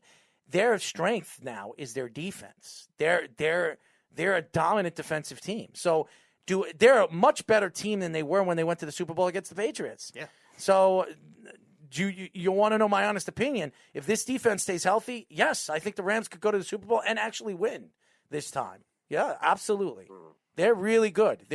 They got a really good defense. They have a very good secondary, and their front 7. Tell me who's better than Aaron Donald? Yeah. I mean, seriously, there's nobody. No. So it's in. They're a very well built, oiled machine. And they can knock off the Saints. They can knock off the Buccaneers. They can knock off the Cardinals. They can knock off anybody they play against. So, yes, and that's the thing in the NFC. Even Green Bay. Green Bay could go all the way, too. I mean, they got to fix that run defense. They do. But they can get to the quarterback. I just don't think they have I don't think Green Bay has the defense to do it. So they have the pass defense. They just need the run defense to get going. So they need to clog up the middle. And I was very surprised that when free agency was around, there was a couple of guys that were available. They got lucky. They got lucky Sunday that they won this game. The Packers. Yeah, they did. Yeah, really. They did get lucky. And again, that's why, because Jacksonville, they don't want to win any more games because they're hoping that the Jets win. That's what they're doing. Yeah, exactly. The Jets win one game, they get the number 1 pick. And I think the Jets will do everything they can to, and I know they're not going to try to lose the game. And I know you saw that they didn't try to lose that game against New England. They just lost. Right. I mean, they just flat out lost. They played. Jacksonville played as hard as they could. The Packers played down to them, and the Jaguars almost pulled it off. But Mike, going back to the Packers, you wonder if the coaching could actually make a difference in terms of them stopping the run, because it worked for the Chiefs last year. The Chiefs were, I think, a 20 or 21st ranked run defense, but they stepped up when they needed to against the Titans and against the 49ers in the Super Bowl. So if the Packers can get that, maybe they'll work, but Mike Pettine's nowhere near the defensive coordinator Spagnuolo is. Yeah. Well, I still think Jacksonville wins another game. I still think Jacksonville will win another game. They've been very close the last 2 weeks. And I think, even though their schedule is very difficult, they play Chicago. They could beat Chicago. Vikings. They could beat the Vikings. They play the Vikings too. They could beat both teams. You know. And So. then, what's their schedule? So they got Steelers, Browns, Vikings, Titans, Ravens, Bears, Colts. Mm-hmm. And they could beat either the Vikings or the Bears. And they could beat the Colts because the Colts sometimes they don't play to their opponent either. Mm-hmm. You know, so and the Colts could have clinched a playoff spot. They might not even play their playoffs. Players in the last game. Because I know the Browns to me are very up and down. They're not really consistent. Yeah, the Browns. They're one of those teams too that I've said for a while. Like now they're going to hype them up when they're in a playoff spot. Could they handle that kind of pressure too? They're 6-3. It's unfamiliar territory. And Chubbs is back. Oh yeah, and Chubbs is to me the best all-around running back in football. That's my opinion. Power, speed, ability. One last question before I go. Who comes out of the NFC East? I'd probably still say the Eagles because they're still a good second half team. And I really hope it's the Giants, but I still think the Eagles. What record? 7-8-1. I think the Eagles, the last two games, the Eagles have the Cowboys and the Washington football team, so the advantage goes to them, but they're not winning both games. If the Giants could pull off a win, you know, in one of these hard games that they have in the next 2 weeks, the Giants win the division. I think the Giants are the better all-around team than the Eagles. I think the Eagles don't have any wide receivers. They're weak in that end. Their defense has not played well this year, which everybody thought was their strength. It has not played well. Their front seven, overpaid front seven. They're not playing well. And Carson Wentz, I think, there's a very good chance. I told you about him. It was all because of the injury, man. Yeah, he's playing with 4 starting offensive linemen hurt. Jason Kelsey's literally the only one healthy. I could see Carson. He hasn't looked good since he came back from his injury. No, he hasn't. Whatsoever. But we expected that anyway. We didn't expect him to look this bad. Yeah. And that comes with the other injuries from the team. So. If Carson Wentz, Carson Wentz might be losing his job. I mean, I know they drafted Jalen Hurts. I don't know if they think Jalen Hurts is the guy, but and this is not the class to look for a quarterback. I mean, because it's very top heavy. There's 3 guys, and those 2 guys are probably going 1 and 2. So Justin Fields is going to. If it's Jacksonville Jets, Jacksonville, unless the Jets. Now, if the Jets get the number 2 pick, I could see the Jets trading out of that number 2 pick and getting the offensive lineman. At number 3 or number 4, trading out of that pick to get the offensive lineman, keep Sam for a year, and then if next year a quarterback comes out of that class and Sam's not the guy, they could draft a quarterback out of the other class. I mean, because they got a lot of draft stock, and they could still get 2 first rounds to move up to number 2 to get a quarterback like Justin Fields. So. I think the Jets are going to have a lot of advantages to maneuver at their position where they can build draft stock, or if they're at number 1, they draft Trevor Lawrence and they don't even look back. I don't care what Jeff says. You're right. They should trade the pick. They're not going to pass up on a guy that could change your organization for the good. They're just not. No. So I don't see Joe Douglas doing that. I don't think he's stupid enough to do that. So and he's done pretty well in the draft so far, what we've seen in his first draft. So I trust in his deliverance of understanding how to build this team. Anyways, Mike, thank you for joining us, bud. You got it, buddy. I'll talk to you guys soon. Absolutely. All right. Mike, a.k.a. the Beeve. Yeah, Beavy boy, the Beaver. The Beavy took a dumper, you know. Anyways, that's it for our show, ladies and gentlemen. We will be back. Yes, we will be back Wednesday, me and Speedy, top guest. I would like to thank Duncan Powell. Very good. Very good interview. Good kid. I'm going to be rooting for him. I want to see him get into the NBA. I want to be invited to the NBA draft party, and we can dance and shoot a couple of threes. There you go. And he can see me as an Oscar winner to his size. Nice. Anyways, that's it for our show, ladies and gentlemen. Thank you, Jeff. Thank you, Beeve. Until Wednesday, this is Errol Marks and Speedy PD saying good night. We'll talk to you then. Oh, and by the way, thank you, Mark Kelly, for marking up as well. We will talk to you Wednesday. Good night. It's the Worldwide Sports Radio Network.